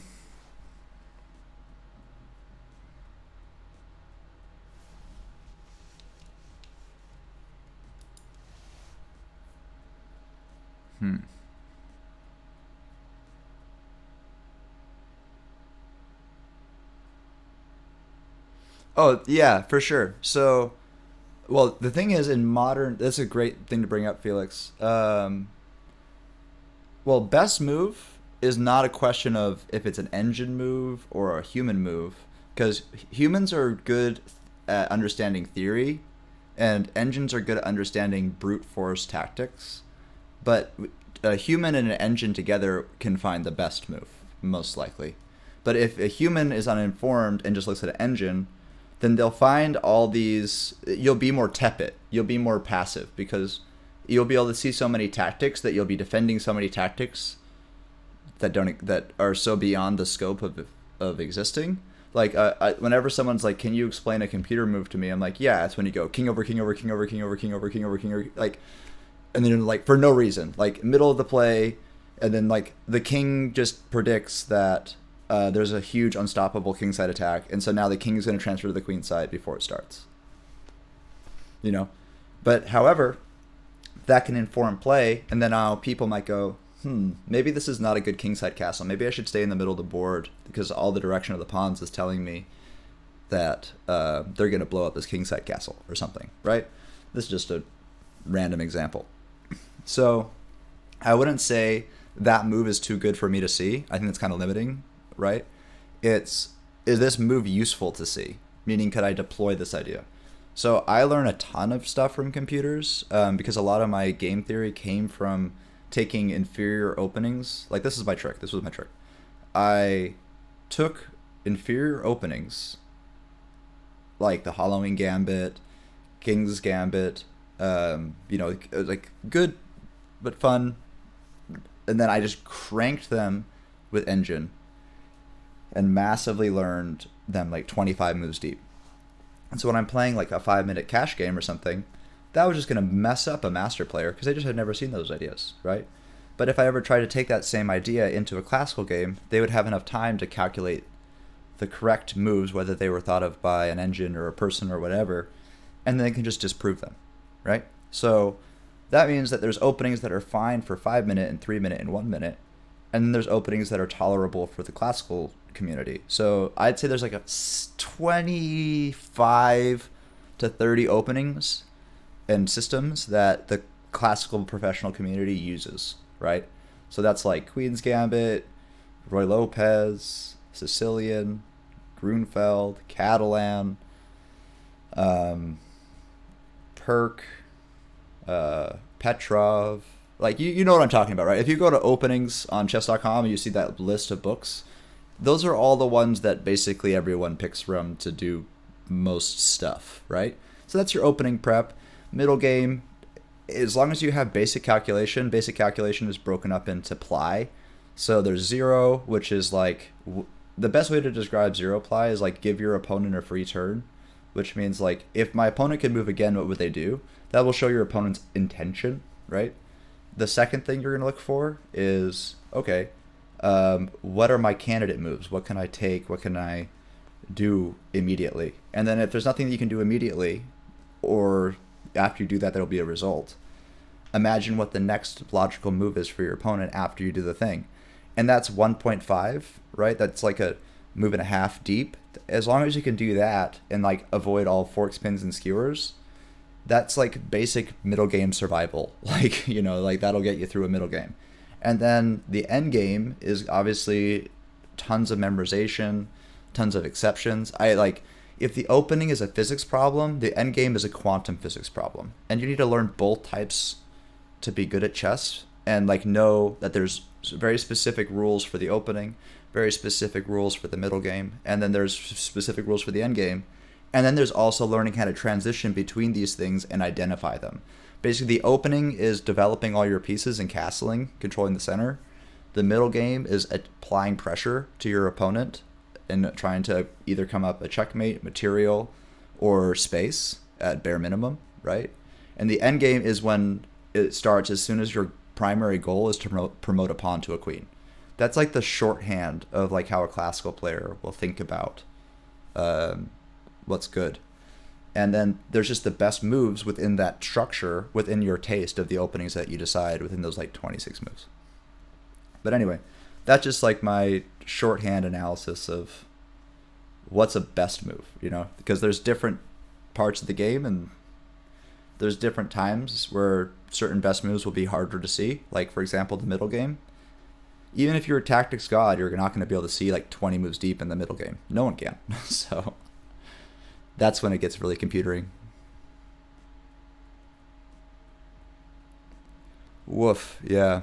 Quantum physics at the same time. Yeah, that doesn't sound fun.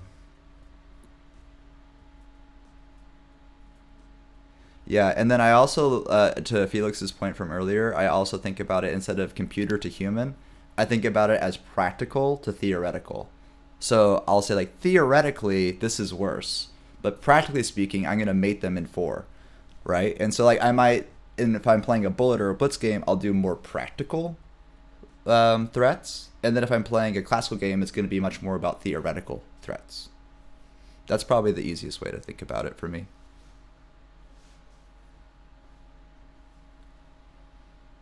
The reason why I say the end game is like a quantum physics problem because it's like, oh, you have 2 knights. Oh, well, it's a draw.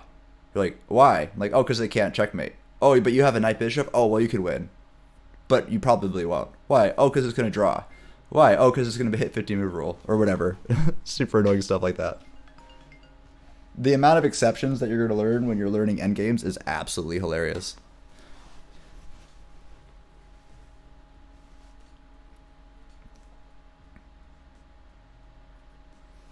Do we get any OTB? Oh, we got a move. Oh, look at me. I am a sorcerer. I have predicted this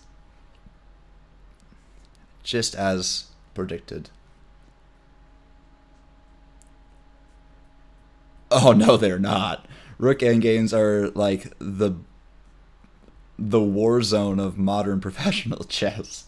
2 rook endgames? Oh my gosh. Yeah, it's a draw, bro. Like, yeah, the most practical. You can do so many crazy outplays, 2 rook versus 2 rook. It's nasty because it depends on where the rooks start.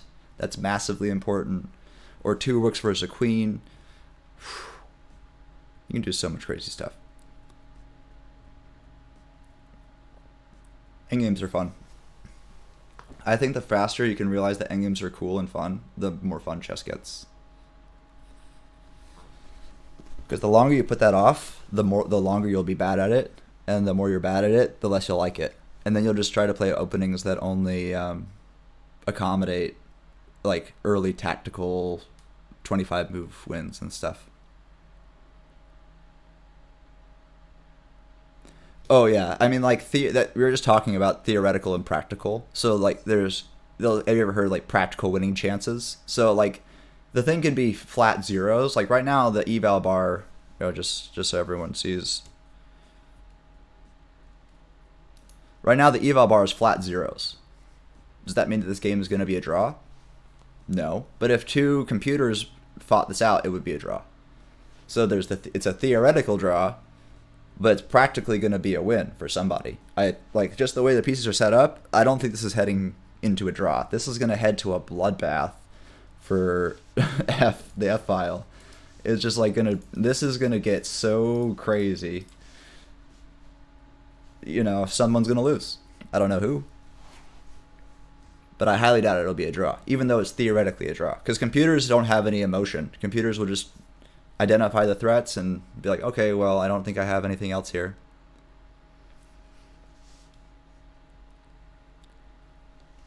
Did she make a move? I'll take a look.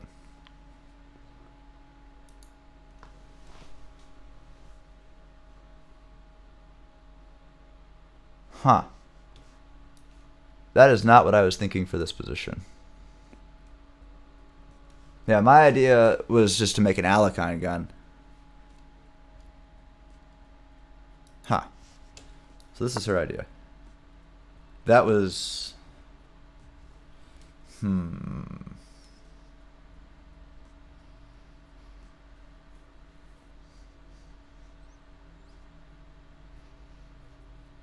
Interesting.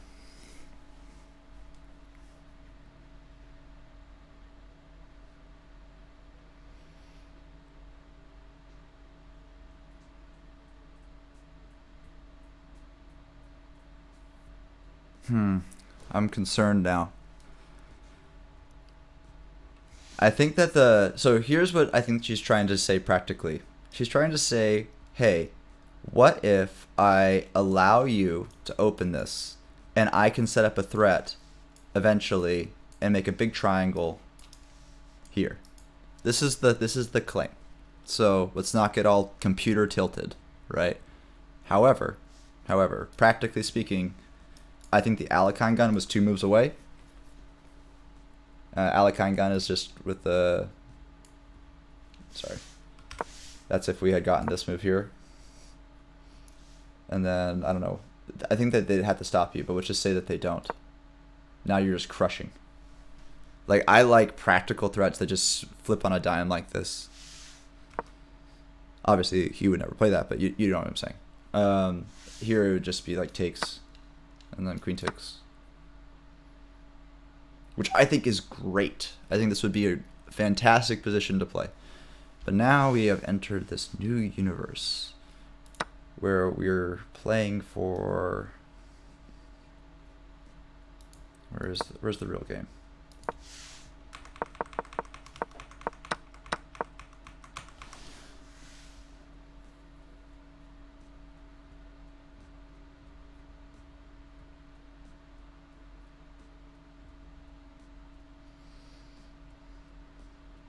Yeah, because now we have an Alakine gun that's like after this trade-off.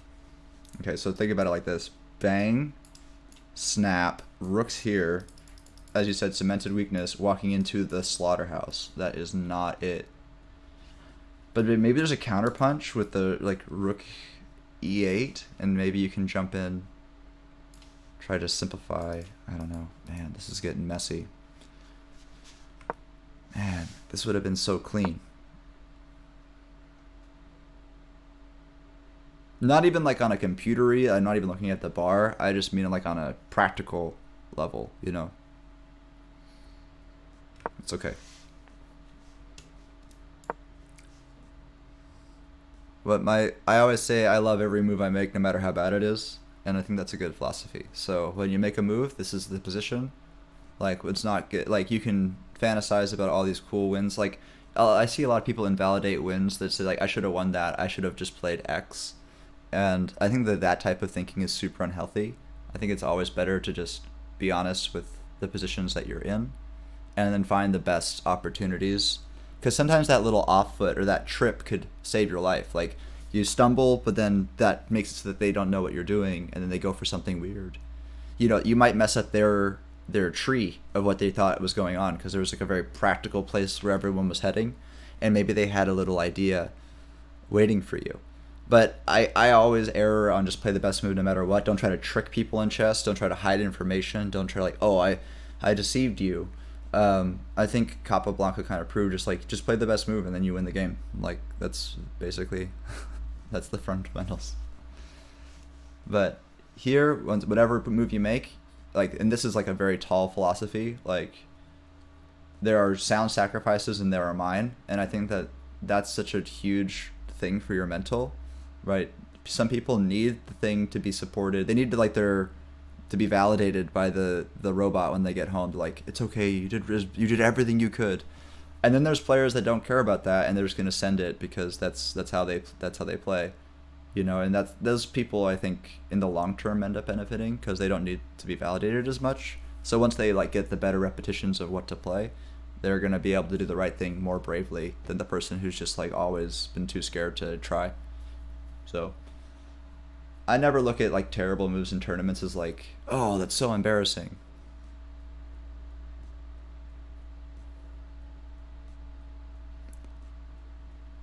Yeah, exactly. Yeah, so there's chess practically. So there's two types of thinking about it. There's the practical of like I won the term. Actually, I call it the deterministic mindset of it, where you're like, I won the game, so I did good, which is actually structurally wrong. You know, most of the time. It's actually more likely to say, I played the best I could, but my opponent was better, and so the best that I could play wasn't enough to beat this player. You know what I mean? Like that actually happens more often, but how often do you hear yourself say that? You know, or hear someone say that about themselves? They would they'll say that they're cheating. They'll say that they'll have a list of excuses this long, but it's never gonna be, oh, they're just like really good and I'm not as good as them.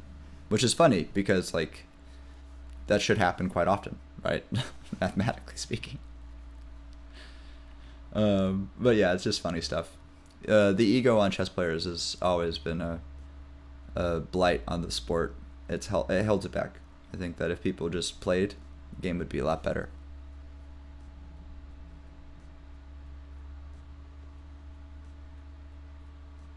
I think engines have empowered us to hold high platitudes that we don't deserve. You know what I mean? Because anyone can just flip on a robot and be like, oh, well, you should have played whatever, you know? And I think that's really unfair and also very inaccurate. You know, like there's a lot of times where a computer will deny a super practical idea that's also just as safe, but it doesn't know the difference between these two ideas because it doesn't understand that concept of safe. So, I don't know. Yeah. That's what we thought. That's too bad. It's okay. It's okay.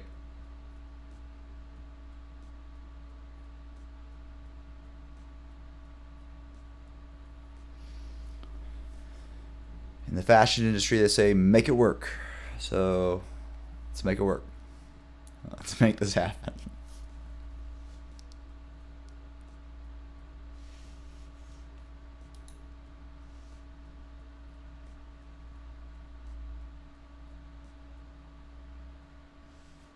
Let's just check in.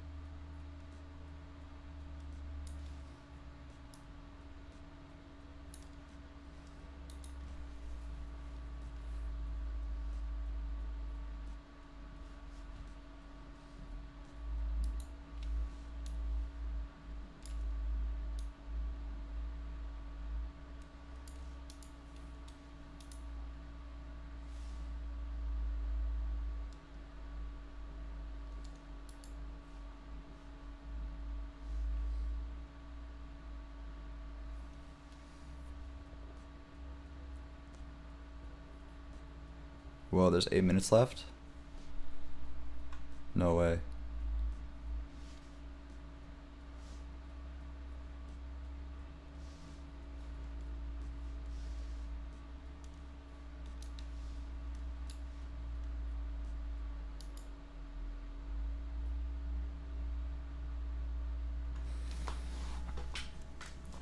I mean, honestly, it's just gonna come down to a super crazy several moves here.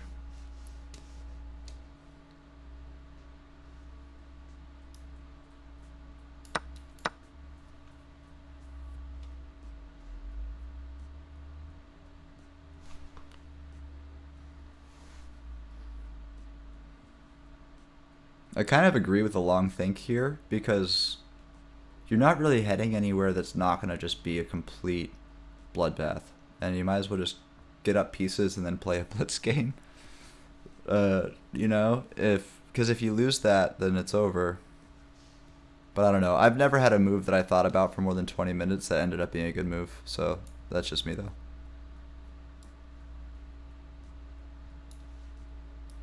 It's like I either get it or I don't get it.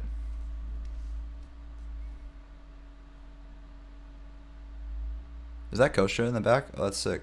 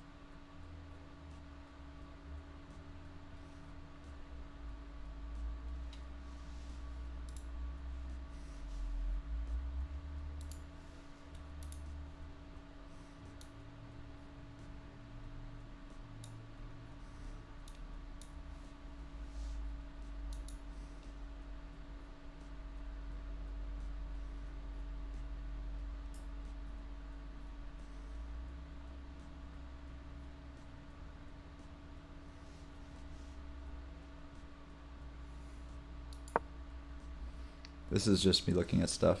I'll switch to my commentary.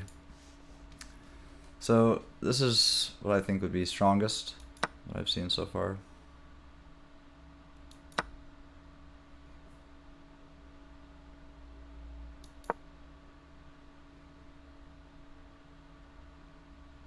It's this is the best try I could find against that main idea, but it doesn't look very good. Let's see, what's the last real move?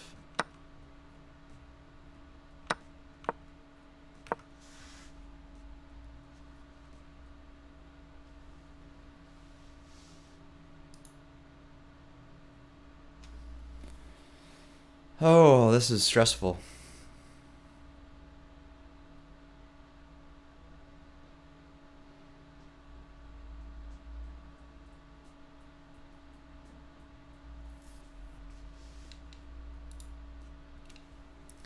There's an old, there's a Russian chess school proverb where they put up a position in like a Khan Sicilian or something like that, and they're like, okay, find the best move here. And so all the students are looking at it, and they have like 20 minutes to whatever to find the best move. And he said, as soon as you find the right move, submit the answer. And so they get into a discussion, and they're all trying to figure out what the best move is. And they all submit their answers. So one player submits his like right away, and then they all kind of throughout the time, and then most players wait to like the last minute of the assignment, and they're like, okay, well, this is what I decided, and they submit it. And so all three choices, which was like queen b6, rook a d1, and rook rook a d8 and rook f e8, all three were equally strong. It was just how long it took for you to identify that all three of these things are fine, and it doesn't matter which road you choose, you just need to go forward. So the only thing that made the move quality worse is that it took you so long to come to a consensus that was either forced, or there are many roads and you must just have taste or an opinion to cross into that idea. Does that kind of make sense? So you can play the right move, you know, but you just take too long doing it, and then it's still wrong. But then there's also the flip side of that, which is when you're gonna shove all your chips, and you know that after you're done with this idea, you're kind of blowing up the whole game. Then you kind of want to make sure that you're happy with where you're going, right? So it's kind of worth investing that time in theory, but I feel like when you do those big investments, those big pushes and stuff, like, oh, it's just such a huge gamble, because then you're kind of blowing up all that extra time for the end game, which some people don't need. I don't need a ton of time for my end game. Like, it doesn't matter. I can clutch those back pretty well in a scrambly position. But if I get stuck in a long middle game, like a long late middle game, it's over.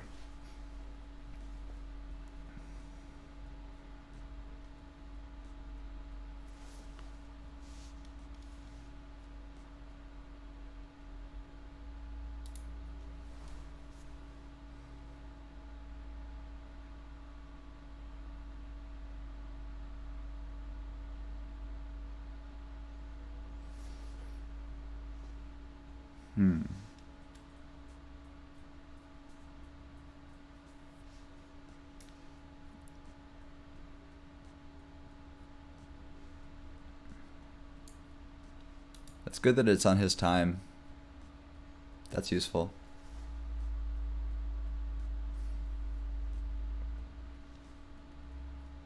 Yeah, the scary part is if he sees this idea, we're going to rush into some scary territory.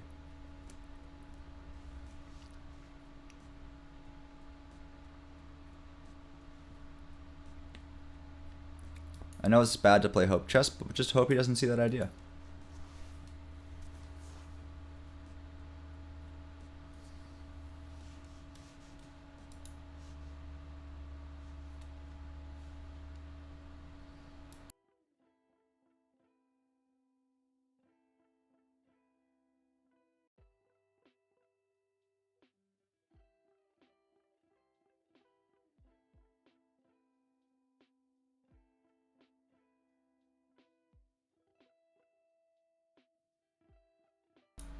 I'll be right back, everybody. I don't want to push too far into the evaluation and stuff until the DGT board catches up. So I'll go on a quick break, and once we get a couple more moves, I'll get back into commentary.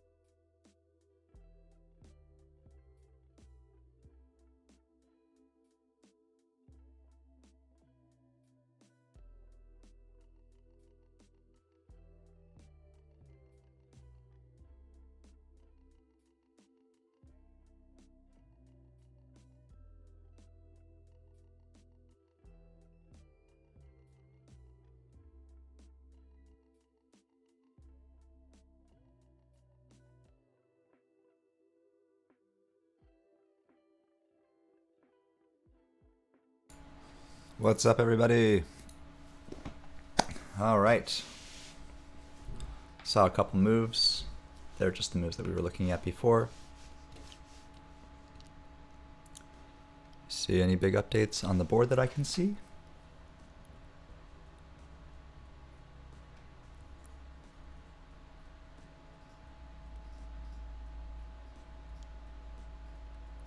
Oh, that time does not look like it's super high.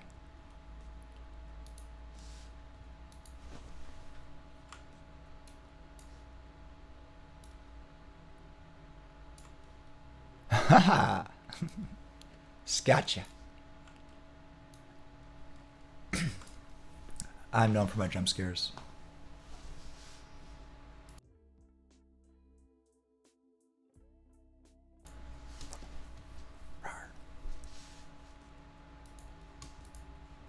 Alrighty.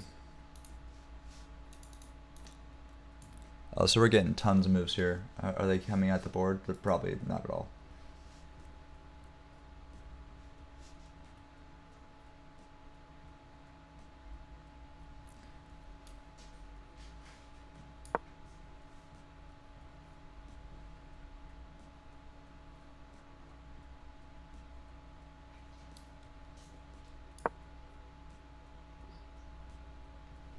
Am I seeing all this right?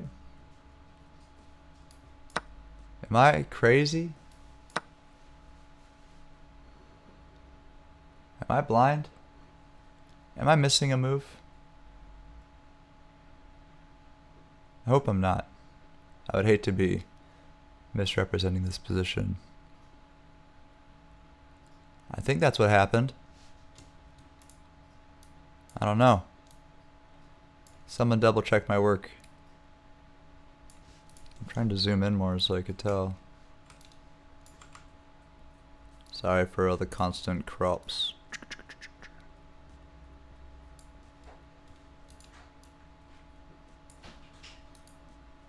Oh man, that's like 2 minutes on the clock.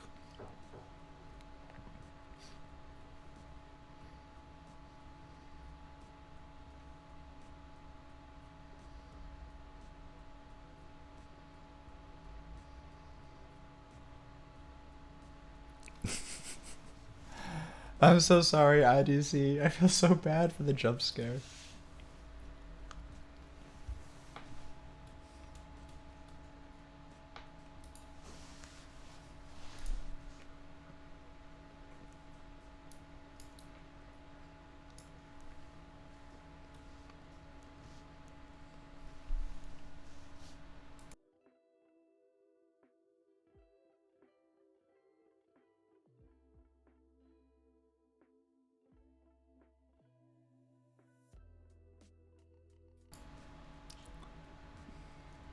But I'll do it again.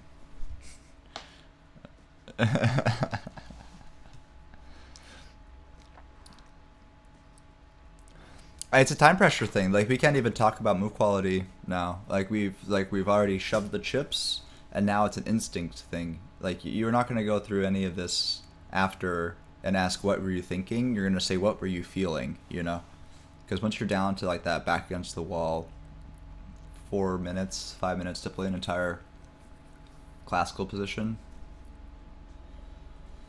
Even with increment, it's just hard to say exactly how many moves you'll make it, because 10 seconds is super useful if you're playing, 50 more moves, but if you only have 20 more moves to play, then that extra time doesn't do anything. So I say, like, let's see, when was the last move that was played that wasn't in time pressure?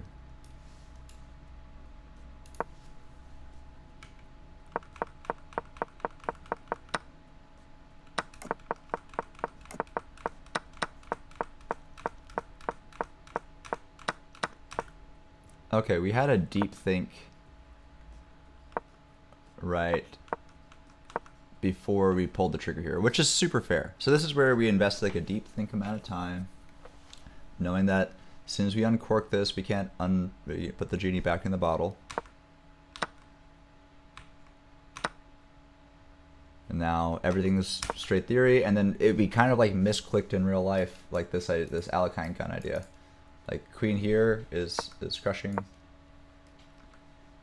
but this is real life, so we have this. Oh, this is a sideline? Where's the real line?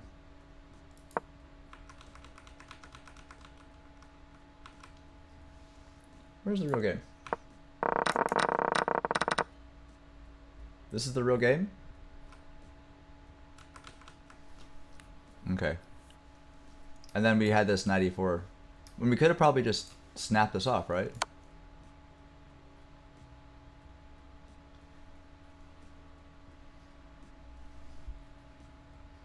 That was a snap it off moment.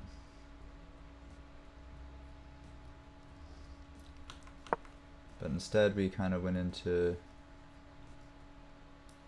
this, I guess.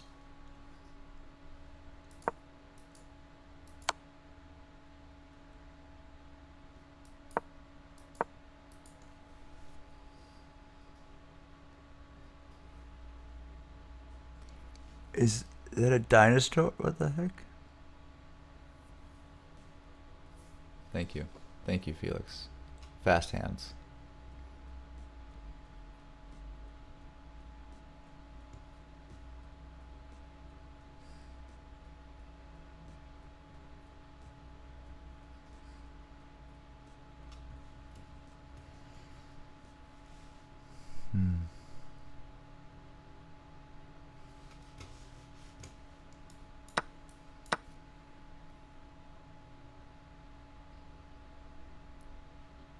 So we've had a lot of things happen here.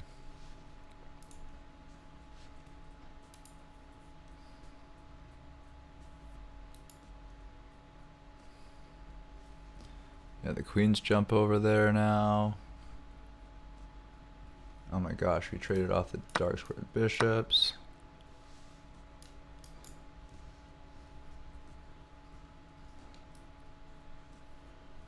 The rook.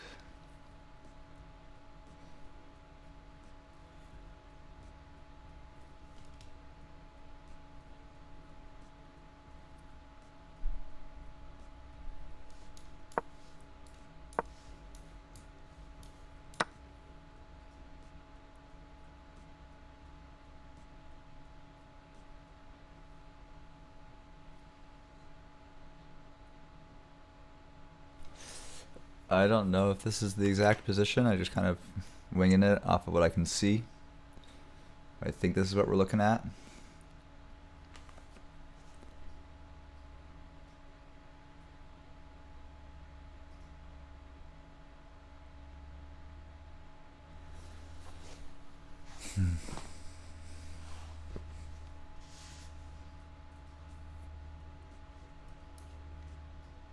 I try my best.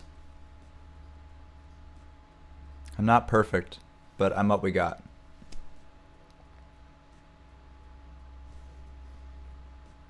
Yeah, he was quick with that ban. It was like whoosh.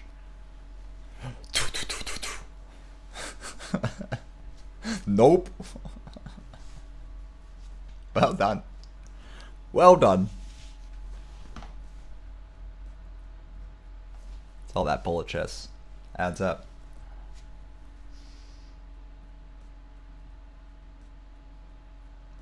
Man, this position is uncomfy.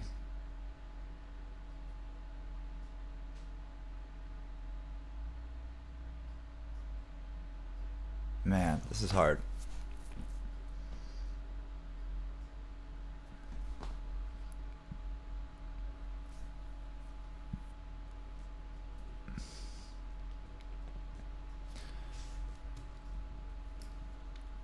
Like, we can go on like a weird journey, but where does it lead to? Man, I don't know. This is tricky.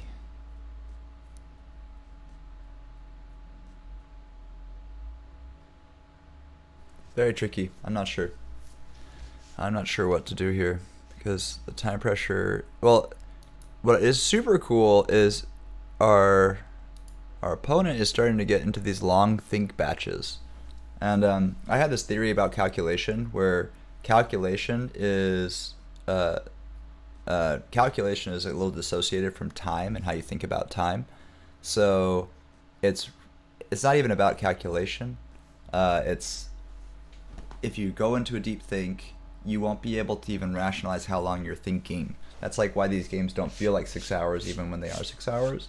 Is because I think that you go into this flow state, which can be super helpful for finding the right idea, but really dangerous as far as losing tons and tons of time. That's just been my observation.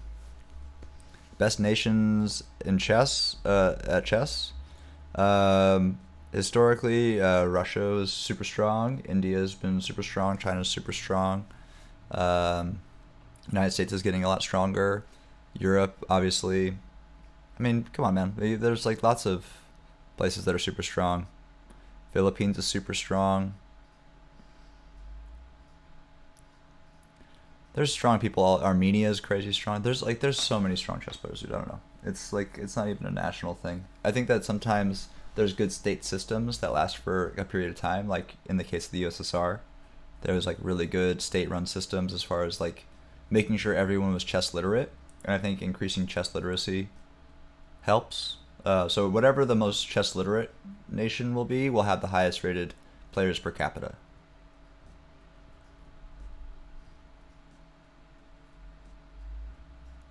Or they actually technically won't be higher rated, they'll just have higher ability, because they'll be playing each other so much that they'll deflate each other's ratings. But they'll be stronger.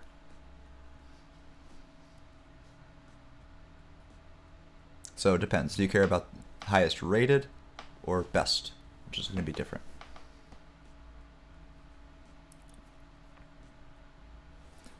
$18.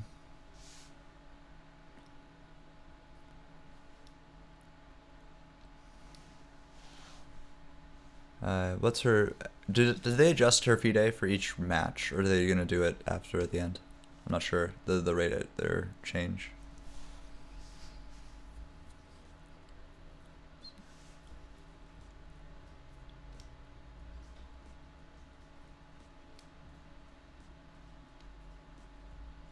Yeah, thank you. Thank you, sir. 1861. That's what it was yesterday. So, yeah, it's monthly. That's right. That's correct. USCF, if they're doing weekly tournaments, they'll update it every round. Where that's if you're playing one round a week. Usually, you can get like real-time updates. That's just a US thing.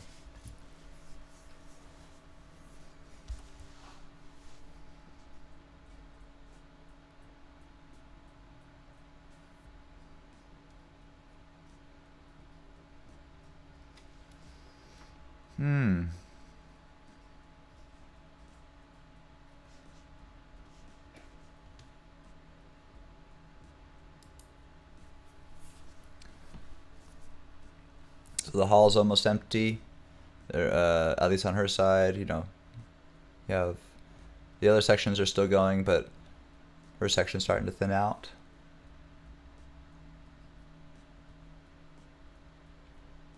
I feel like she keeps getting her opponent stuck in these super long thinks.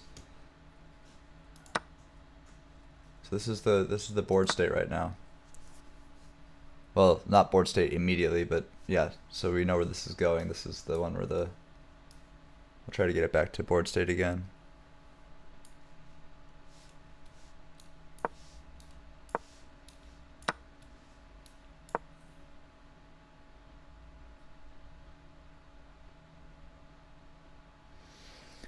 No, it's I mean, it's a cleansing thing. Like I do this thing a lot in a game. Sorry, I'll switch.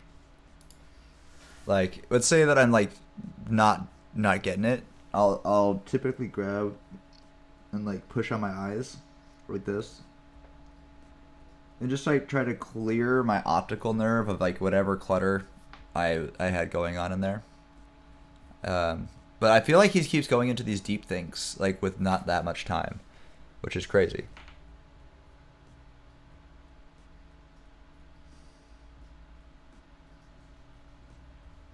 Because because what he's basically doing is he's donating his clock to her, right? If you think about it practically speaking.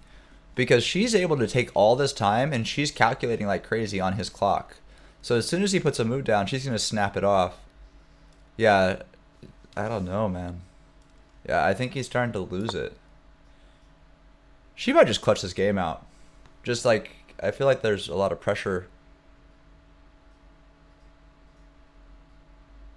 Oh no. We're gonna get shoulder checked by this guy. When she plays tons of blitz, she's not gonna be worried about that. Switching this into a blitz game with like 10-second increment, no problem. That's totally within her tool set. But he keeps going into these deep things, giving her so much time to catch up. I think he thinks he's using his time effectively, but I don't know, it feels like he's just donating it to her. What I would do in his case is like think up a group of moves, right? Like a set of 3 moves that all work well together. Make sure that they're all really forcing, and then just play them like bang, bang, bang, bang. Like make her feel flustered, and keep that same thing. And then when it gets back to her time, let her think.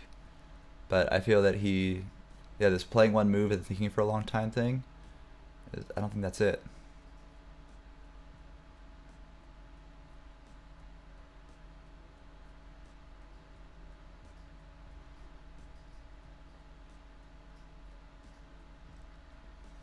I mean, he might just be like kind of winding up a big knockout punch, but 1.7 on a computer eval kind of says there's no knockout punch. There's good endgame grinds, but there's not like a KO on the board, you know?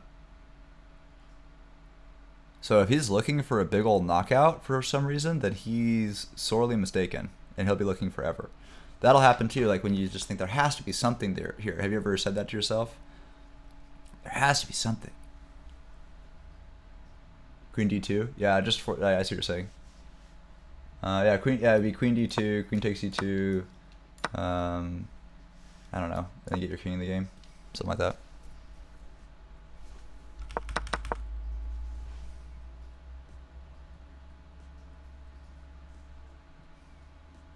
Yeah, and then you just try to finish the end game.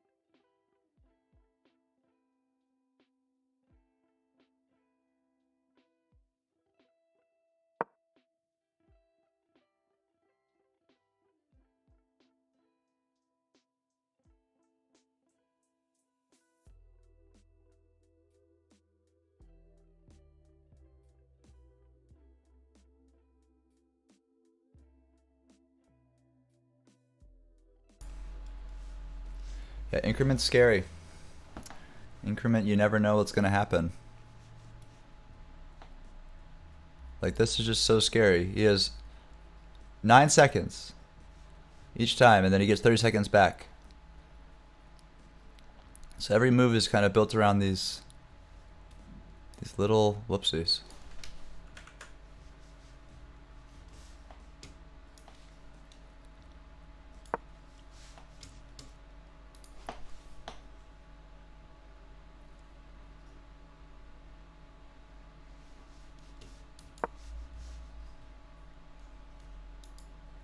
Oh wow, we're getting into the game right now.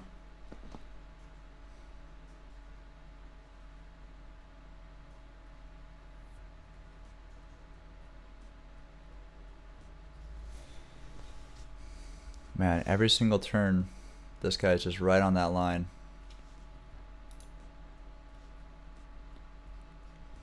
Just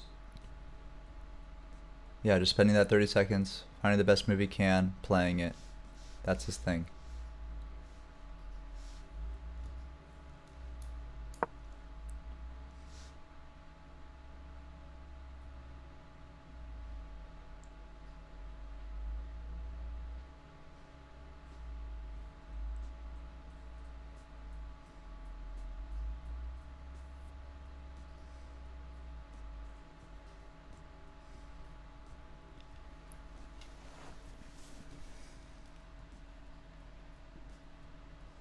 Man, 30 seconds per move, that's so much time.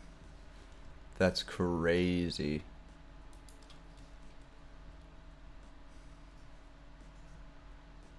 I'm used to 10 seconds, but then usually having like longer flat time controls. That's usually how I see it mostly in the States.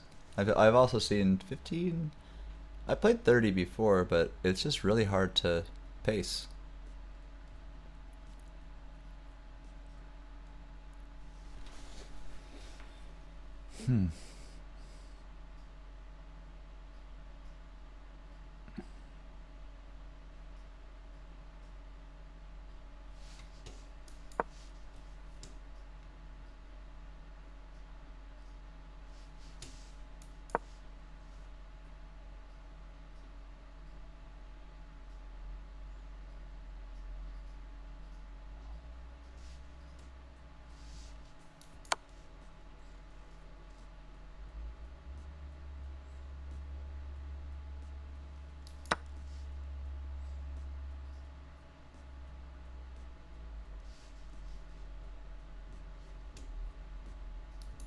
Yeah, things are starting to look pretty dicey.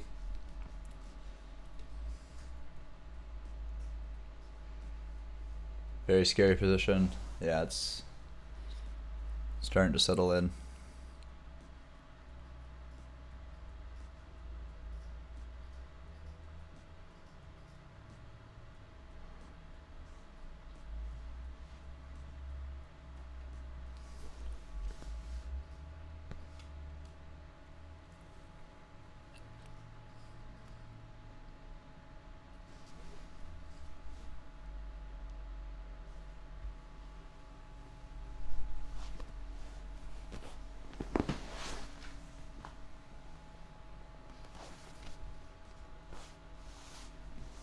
Oh, we gotta move. What do you play? How much time? Oh my gosh.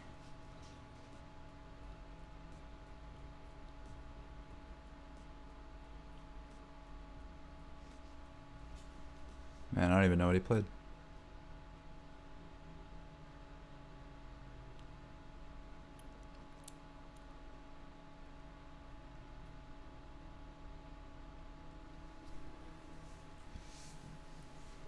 Did he just repeat some moves real quick?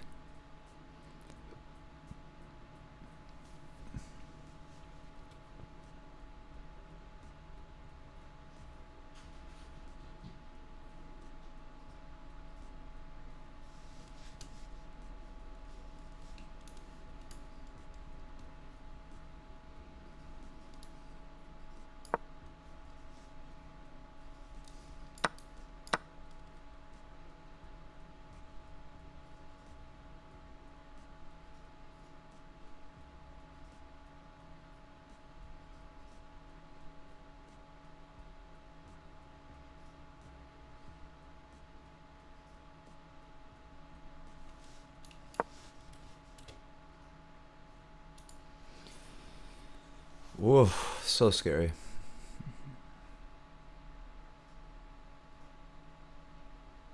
And that time's just going to keep growing back up. This is a good gambit for, actually, the way that he's playing, I think, is really good for making somebody try to just flag you out and then, like, slam a bunch of moves. You know what I mean? Knowing that you have all this time that you'll be able to use shortly.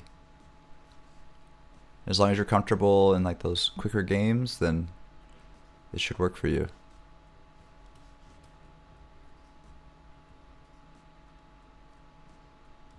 Yeah, because these are all moves that could easily be played, you know, with that amount of time.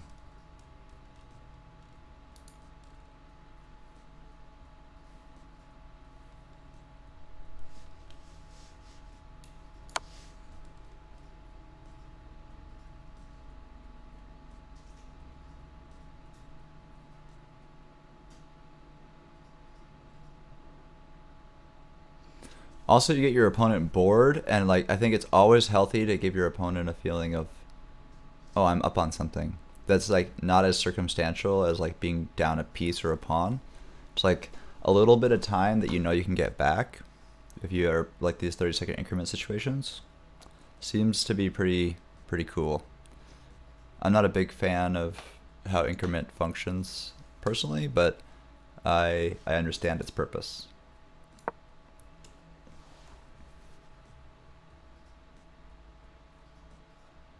I think on like speed chess it's awful.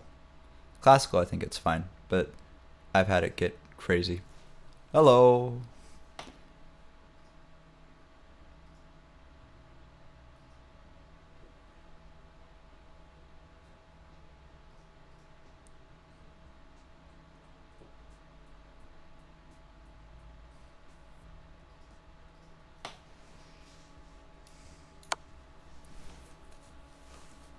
Okay. No. I am Ready Chess. I just play chess as well, and I'm just helping her with commentary.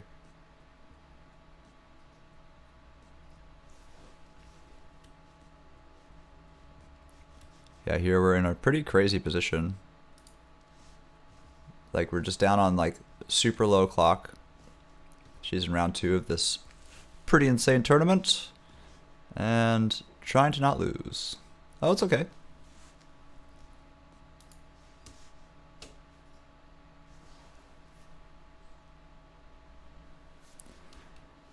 Let's see. Yeah, I know. Oh, it's all good. All good indeed. Oh, I saw a move, but it was while I was glitching.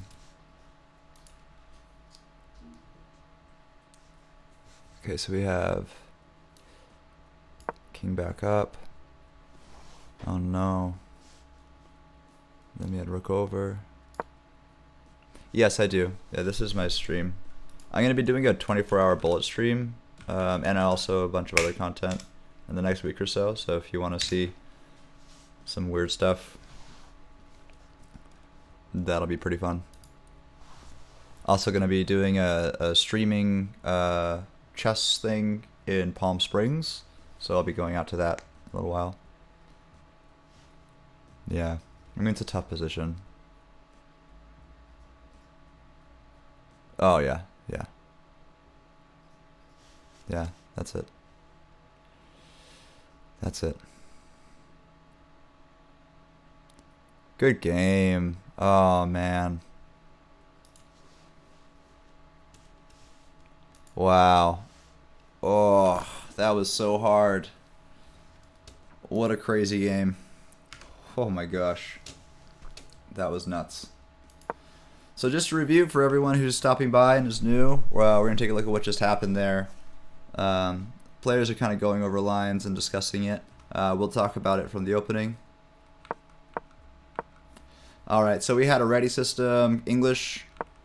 Yeah, it's a good game, well played for sure. We've been here since like 7 a.m. my time, so we've been out here. This game's been going for over 4 hours. I started the stream late too, so they've been playing for a long time. So we get a Meroxy bind versus an Accelerated Dragon. Super cool line. Not my personal favorite line, but still valid and fun to play. And we end up in a really nice neutral position where there's an amazing amount of chances here. So there's a really risky move here. This is the first deviation from theory, which is f5. But Alex actually gets something really cool out of it. She starts to realize, okay, I gotta reload my bishop, and I gotta deploy my pawn kind of like a King's Indian attack, or King's Indian defense. And then she gets a great setup, and then she plays this move. Now the idea here would have been to just jump your queen here to f6, and then you could load up and win from there. Oh, she's gonna come talk to us in a second. Here, I'll just put it on this chaos cam.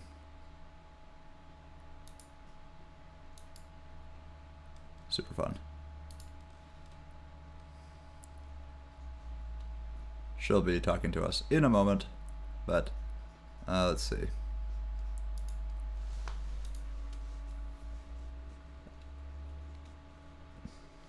Yes, she'll be back in a second.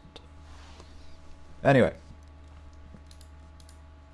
so this would have been a really good move, but we kind of ran through this direction instead. And I feel that, yeah, this was a great play. We just had to simplify and then just acknowledge that all these pawns are disjointed. Like this in the endgame against 3 connected and 2 connected, that's just a huge change. You know, make sure that I'm not on deafen. Hello.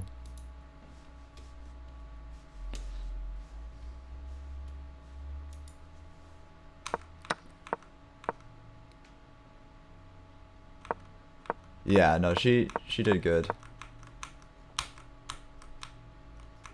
That was super strong. Like the accuracy score for all of the opening was like 99%. You know, and it even liked the F idea, the F pawn idea and everything. But anyway, so then this was a great simplification concept, and yeah, it'll catch up with us pretty soon. But this is ostensibly what happened in the game. Yeah, so everything just kind of started to fall off. Yeah. My peak ELO was 1950. That's USCF. FIDE. I think that's probably gonna be a couple hundred points below that, so like 1650. Oh, there's Alex. Hello. We can't hear you. You're muted. Hello. Hello. Hi, Reti. Hi. How are you? I'm here with my opponent. Yeah, that was a great game. That was fun. Well played. Oh, one sec. You guys are breaking up. We are going to analyze the game. Oh, cool. That'll be great. Yeah, that was super good. Yes, no, So that's the stream, so who are you just talking on the phone with someone? no. Okay. How long did you know the theory? Because So we can't hear them too well yet. I wanted to play the English, but with knight e7. 97, which you played. Because I played, my first move was knight f6. And I No, was which knight e7 you mean? yeah, but I knew you play the English.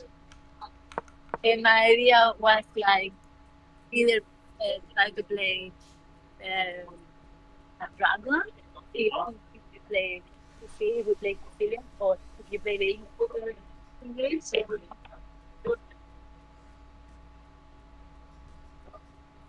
don't really know which thing by a knight e7.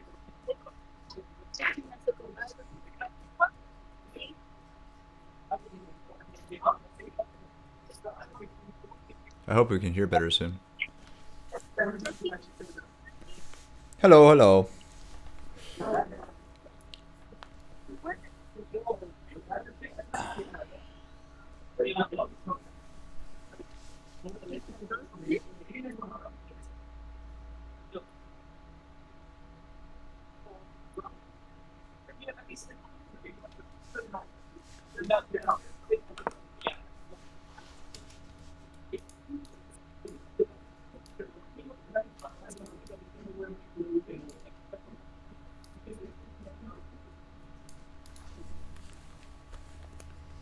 All right. Can you hear me, Alex? Can you hear me? Testing. Oh, can you hear me? Okay. Now I can hear. Now I can hear and see. Yep.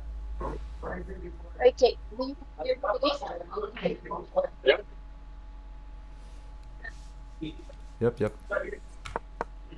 We will analyze the game. Is the game Yeah. show? Yeah, you can show. Yeah, for sure. And I have the digital board of it right next to it. So. Okay. So My first move, I was upset and why? with myself because I knew I will coach. So I was looking something like the symmetrical move. So you were actually going to play something. Yeah. What were you going to play? But you sometimes play this. You each have the concept is 6 times station 6, and then I would have played 83. Yeah. Then we probably would have gotten a King's Indian with a different move. Or, yeah, I also would have played a King's Indian. Actually, the only reason I didn't play c4 in the first move was that sometimes you had played e5, and yeah, I wanted to get sure I'm going to get my prep, and then like I saw you play like g6, g7, and now I was thinking, okay, should I play d4 or should I play e4? If I play d4, you could theoretically play Bluefeld, which I thought, okay, probably you're not going to play because I've never seen you play Bluefeld in the game. So maybe I should have actually played d4. And I thought, okay, if I play e4, we either get the King's Indian and I get my prep, or you play c5 and then, okay, we got a normal watch line. So I didn't mind playing this. So, okay.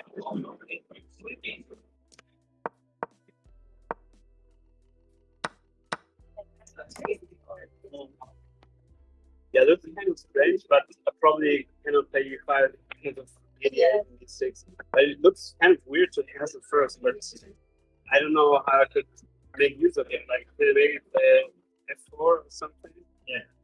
Does that make sense? F4 makes sense, Lati? Yeah.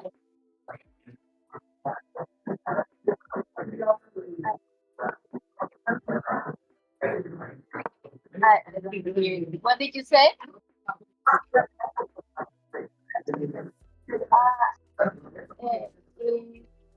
I did play bishop e3.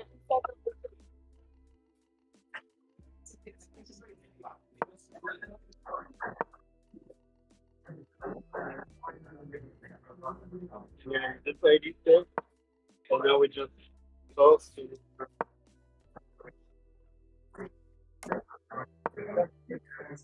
Yeah, that's our theory.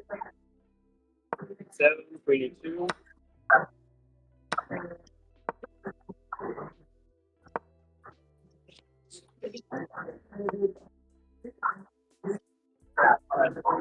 Seven. Five. And now I wasn't sure if a5 was theory. Probably yes. And it's a5 right away. I guess.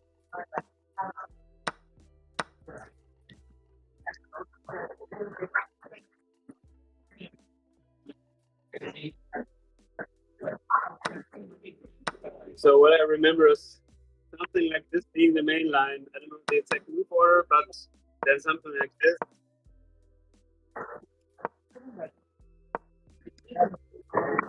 Yeah.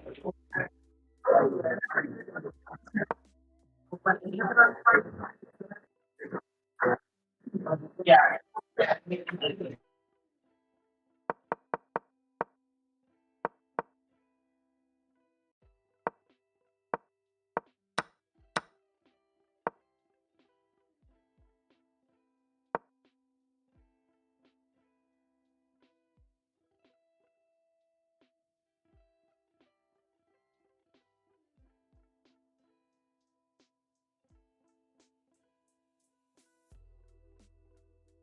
Testing. Hello, hello. I think it all froze.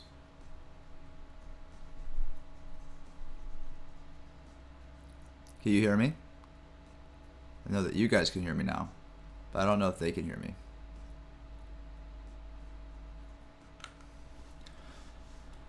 I'm going to assume no, but I'll show you guys what I was going to show them anyway, because you're here.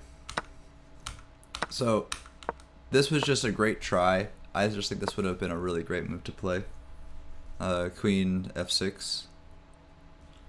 I wish they could hear me.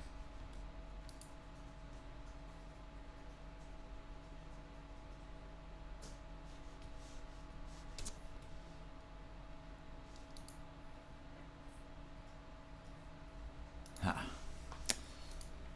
Annoying. Well, when they load back in, I'll set up their shot. They will come back. The internet in there is not so good. Yeah, there was just some big Wi-Fi issue. It's fine. Whatever. Sometimes these things just happen. I bet there's so many people there streaming. It's insane. Here, I'm just going to guide you all through what happened because I don't think they can join us. And I know what happened anyway, so who cares? I already have all the information. I've been watching this game for hours. I know what happened. Listen to me. Okay, so here's the basics. This was a huge part of the idea. So the whole F5 idea was already kind of on the cusp of not being strong. But then with this idea, it's very strong because it kind of forces the simplification. This is kind of what I had for it. You get a lot more lift, you get a lot more space, you're fighting for much clearer ideas, and now you kind of delay it, but you can fight around it. So it wasn't like a straight up Alekhine gun like I was saying, but like he's a strong player, he's never going to allow that anyway, so who cares, right? So anyway, that would have been a really fun try, but regardless, the try that we ended up with was this Queen E7 try, which I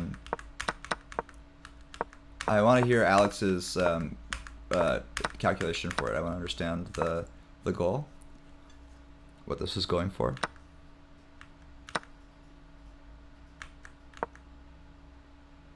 Yeah, and then this was a weird try. So there's just like a bunch of weird tries, like from back and forth. Remember I said that like the middle game is like where all the chaos happens. Like the opening, you should have good prep between like 15 to 25 moves. The middle game, if you can see a move and a half deep, good for you. At least you'll be staying away from massive blunders, right? You're not just hanging your stuff. Oof. I guess here we had to take with the queen? No, with the pawn. Because we needed to connect these pawns. Because right now our pawns are just like just in random places. And then now we're just going to rush into an endgame where the pawns are just simply better for white. It's now completely fractured and there's no pawns connected for black whatsoever. All that's alive is potentially maybe in Fantasyland connecting these and trying to bash an attack here. But then we just have to just ignore that this rook exists. So that's too bad. Yeah, this is all just super strong. I like that, trying to get them to connect the rooks for you. I mean, this is all time pressure, so ignore the computer.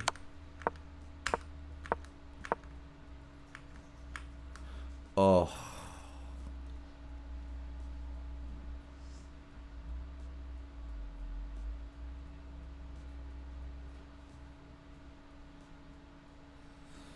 Ow. I did not realize that was the last move.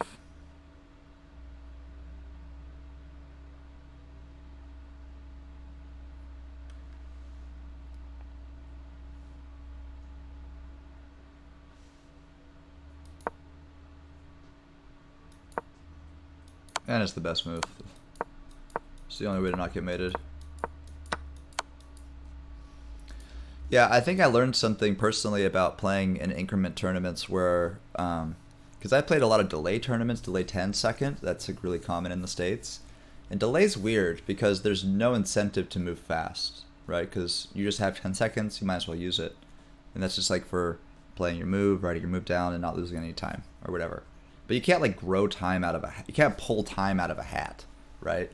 That's what's really hard about these increment ones, because and 30 seconds is just a lot of time. And you can even do little tricks where maybe there's a better move, but this one takes more moves to get there, but you have the tempos to burn. So you can just print like a 8 move long idea that's like super passive, and then just print like 8 minutes, like you just print a bunch of time, right? So that's something that I'm needing to get better at, because almost all major events are going to have, you know, increment that's the professional standard, but it is really, really hard to work with. It creates these types of problems where you try to flag people out, but they can't flag out, and then you do a weird fast move, then you scramble and get panicked. Man, that's crazy. That was really hard. That was really hard.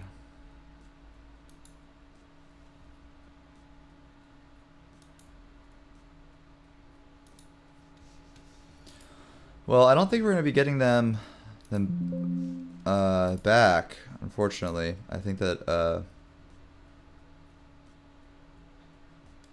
no, it's really common in the States for USCF events, not for FIDE. FIDE always does increment, but USCF likes delay. I don't know why.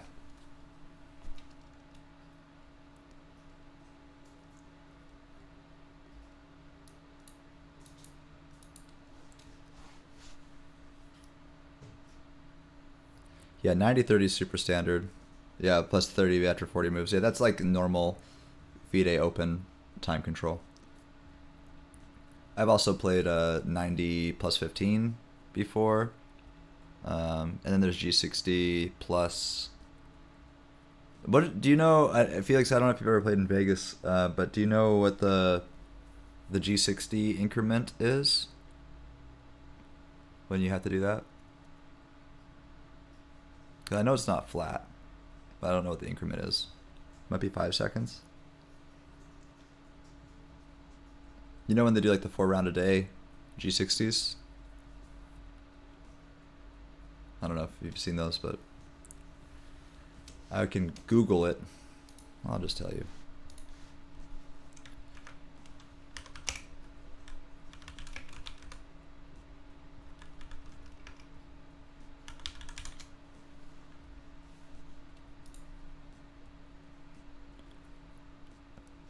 Okay. It's usually a 5-second increment or 5-second delay for the G60s. For anyone who's curious, I just Googled it. It's a good one. No, just doing commentary. She just finished, but the Wi-Fi died, so we're gonna be shutting it down here in a little bit. But I wanted to see if she'd come back because I wanted to hear her thoughts on a couple of the moves. Maybe I can try giving her a call.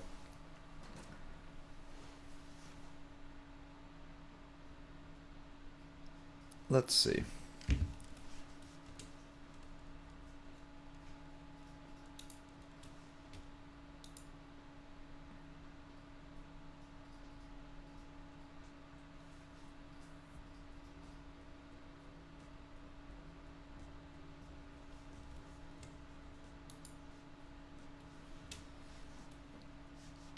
See, is there...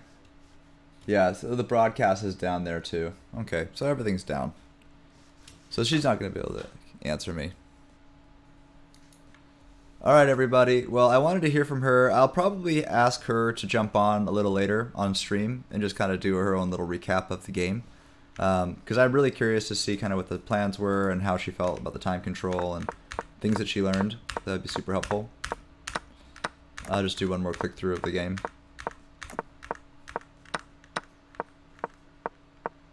Does anyone have any questions about any particular moves or any sidelines that they wanted to see before I shut it down?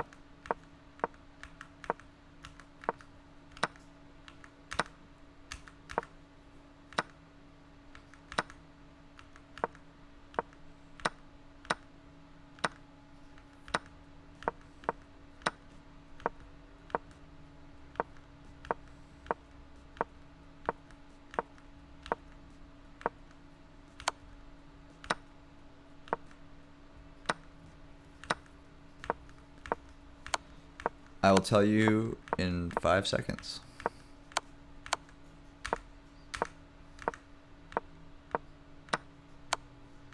All right. Oh, that's a sideline. This is where we end. All right, let me see for you.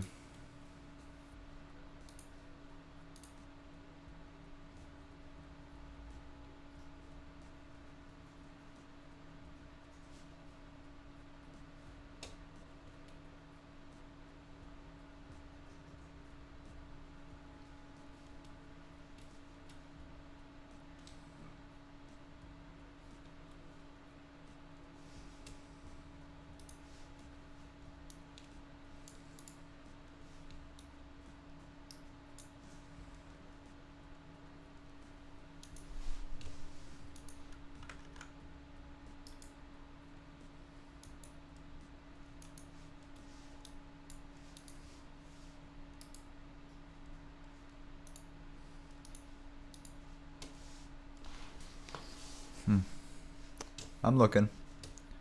I'm gonna find it. I promise. Yes, here it is. It's gonna be 4:30 p.m. CET. So just tomorrow, same time, at 4:30 p.m. CET. Looks like all the rounds are at 4:30. All the way up to round 9. Every day, 1 round a day. And then it looks like there's going to be a Blitz tournament on Sunday at 4:30 as well. Just a little side event. That'll be cool. But yeah, thank you guys so much for hanging out with me, guys and girls. That was super fun. Sorry the internet crashed. I hope it was still a fun stream in general, and it was informative. Yeah. So anyway, I appreciate you all. Again, my name is Ready Chess. You can go ahead and give me a follow here. I will be doing some streaming over the next couple weeks. So if no one's online, you want to check it out, go for it. I'm going to have Alex jump on later and hopefully do a dive into her game. It looks like the internet's coming back online for... looks like the internet's coming back online. Maybe I'll try one more call her way.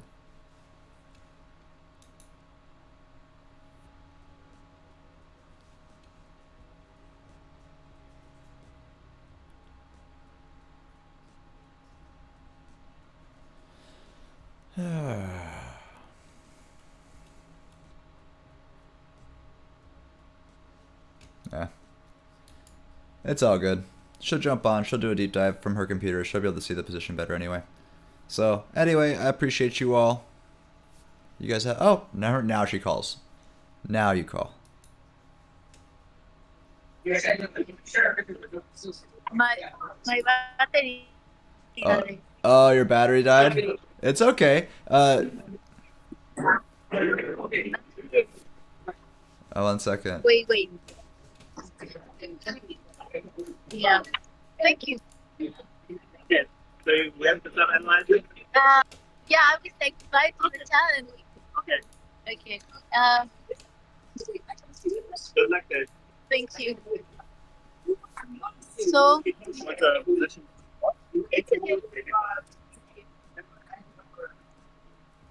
what do you think about my game? I loved your game. I only had a question about one move. It was the Queen E7 move. I was looking at Queen F6. Did you look at Queen F6 on that move, or what was your plan on Queen E7? Wait, when? Let me. Queen E7. I'll tell you what number it is. Sorry, I think I lost my headphones. I don't know where it is. Oh no! Go find them. Here, do a video later for the chat. Say jump on it when you go back to the hotel or something, and go through the game with them. Go over the game when you get back to the hotel with the chat, because then they can see your analysis. Can you hear me? It's very loud. Yeah. Yeah, go somewhere quieter. Oh. Yeah. Wait.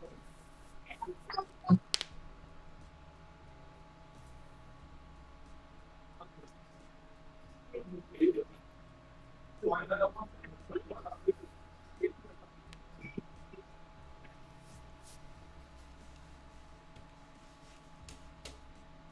analysis room and it's very loud. Can you believe it? Yeah, you can leave. Yeah, go leave the loud room. It's too loud.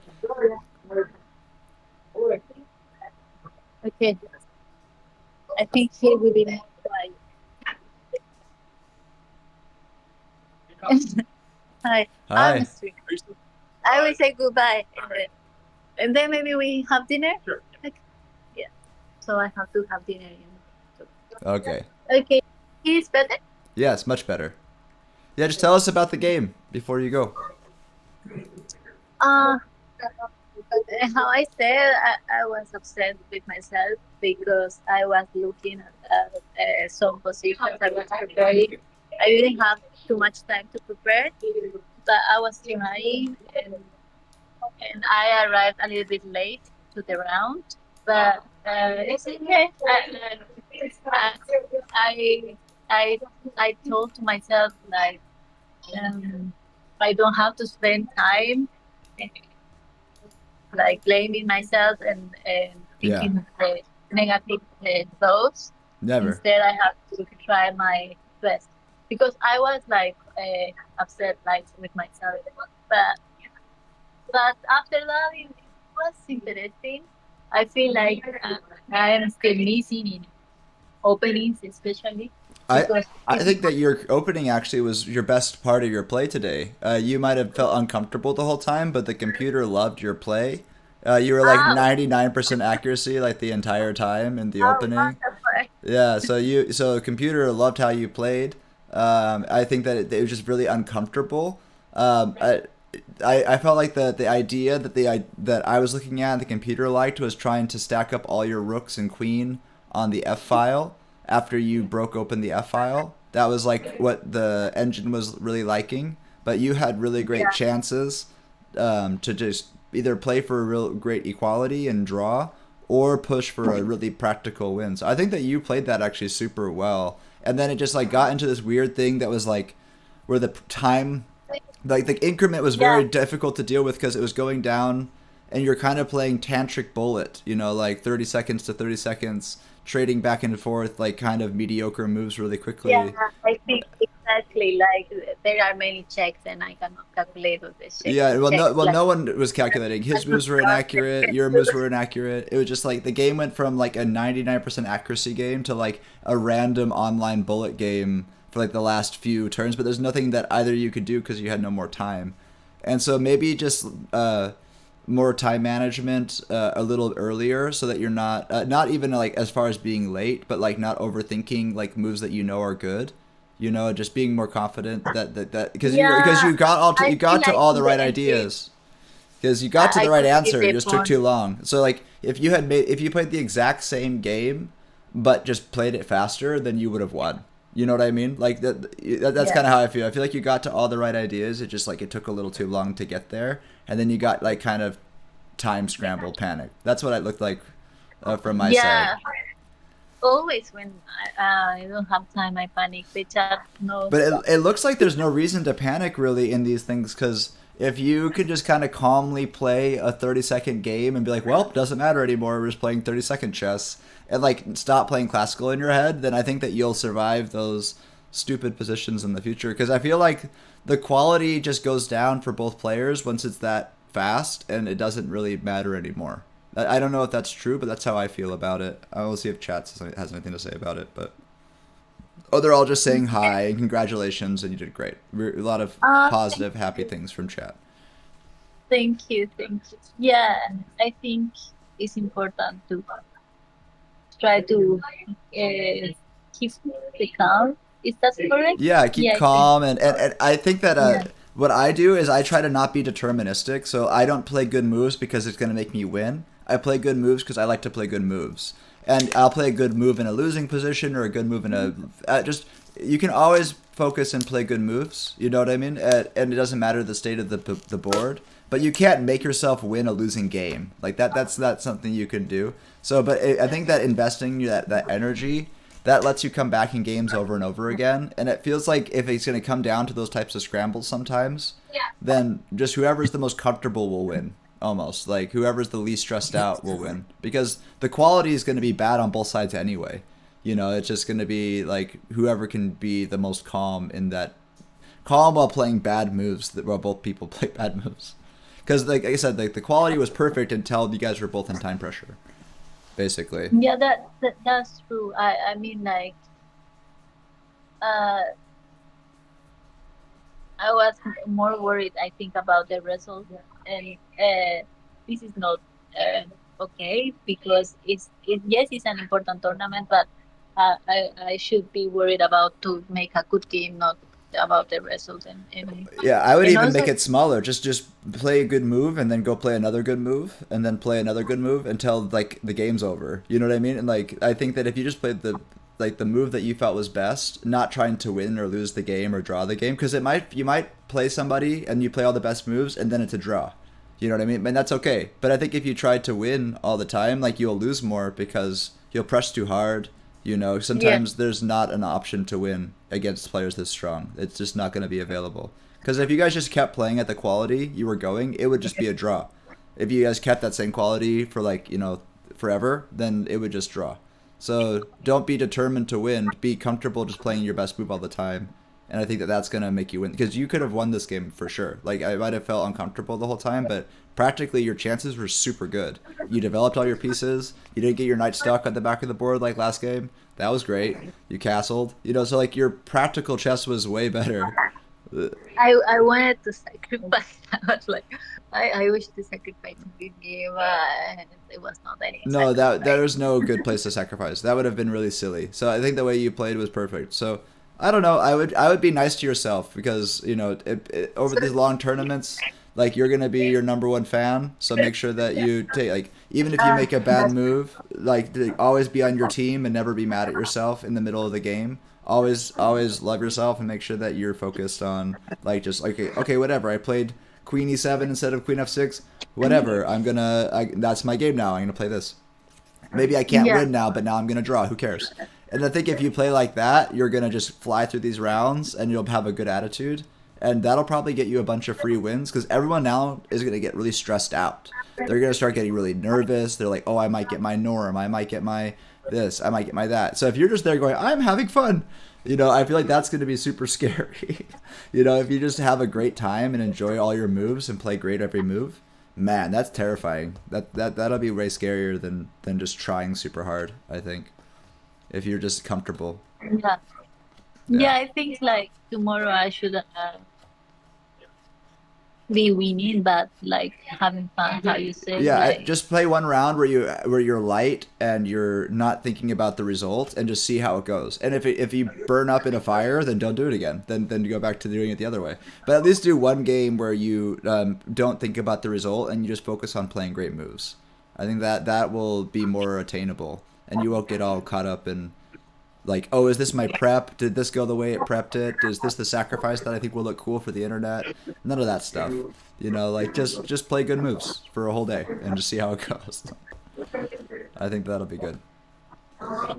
yeah, I'm going to do that. Yeah, that's Tomorrow, I promise. And also, I would like to stream. Like, probably I'm going to stream in the morning, like like an hour or so. I'm not Yeah. going to play yeah. on a stream, but I want to chat with with you guys. With Yeah. that, and I think I need to do that. Yeah, I think that's a great idea. So what we'll do is, in the morning, I can just set up my stream so that you can have the stream with a camera. You know what I mean? And you can chat with them and have your computer up on the side. But then we'll have it be streamed on my end, so that when you switch to go play, I can like talk with them and stuff. If that's okay. Yeah. Okay. Yeah. Yeah. I think. Yeah. Also, we talk later Yeah. when I go back. That sounds good. Let me show you the board. Oh, that's so sick! I love that. It's heavy. The pieces are heavy. They look really nice. Those are much nicer than normal giant chess pieces. Yeah, it's a different material. Yeah, it looks like a different material. This is really cool. Can you see it? Yeah, we can see it for sure. Oh, let's see. Can I do a big screen? Maybe. Yeah. Yeah, it's very nice. And also they gave me this shirt. Oh, cool. We take those. We take those for sure. Well, you did great. Everyone is super proud of you in the chat, and I think you did awesome. It was super fun to look at the game. I thought you played much better today than yesterday. And don't think about the quality. Just like don't think about the result. Just think about the move that you're in, and I think that's going to help you a ton. Because Yeah. just be very present. Yeah. Okay.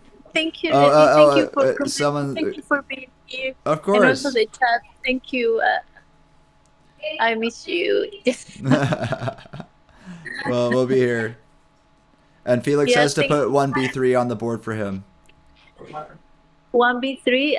Who's saying that? Felix. Yeah.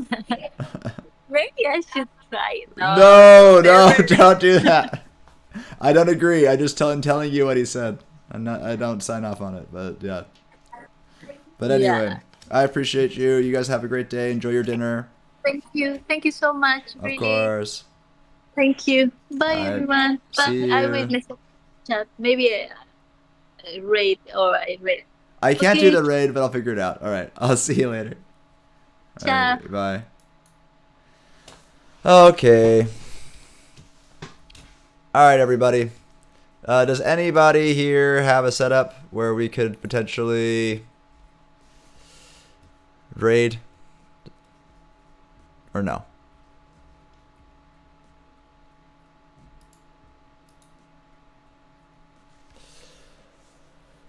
Does anyone have raiding privileges? If not, I might just drop you into the abyss. Sorry, everybody. Of course. Hope it was fun. I just hope you learned stuff. And I hope I was helpful. And I'm not trying to come from like this, oh, I know so much, position. I'm just trying to exchange what's going on. But I hope it's fun, and I hope it's helpful.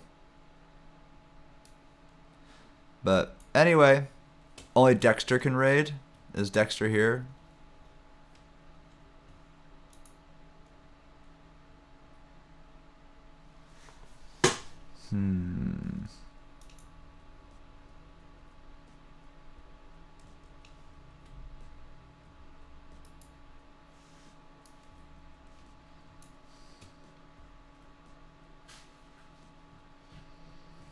One day I'll figure it out. Yeah, I don't think she gave me privileges to do raids, so I can't do it. Alright, everybody. I'm unapologetically just going to drop you into the internet now. Please enjoy your day. See you tomorrow, 4:30 CET, and have a good one.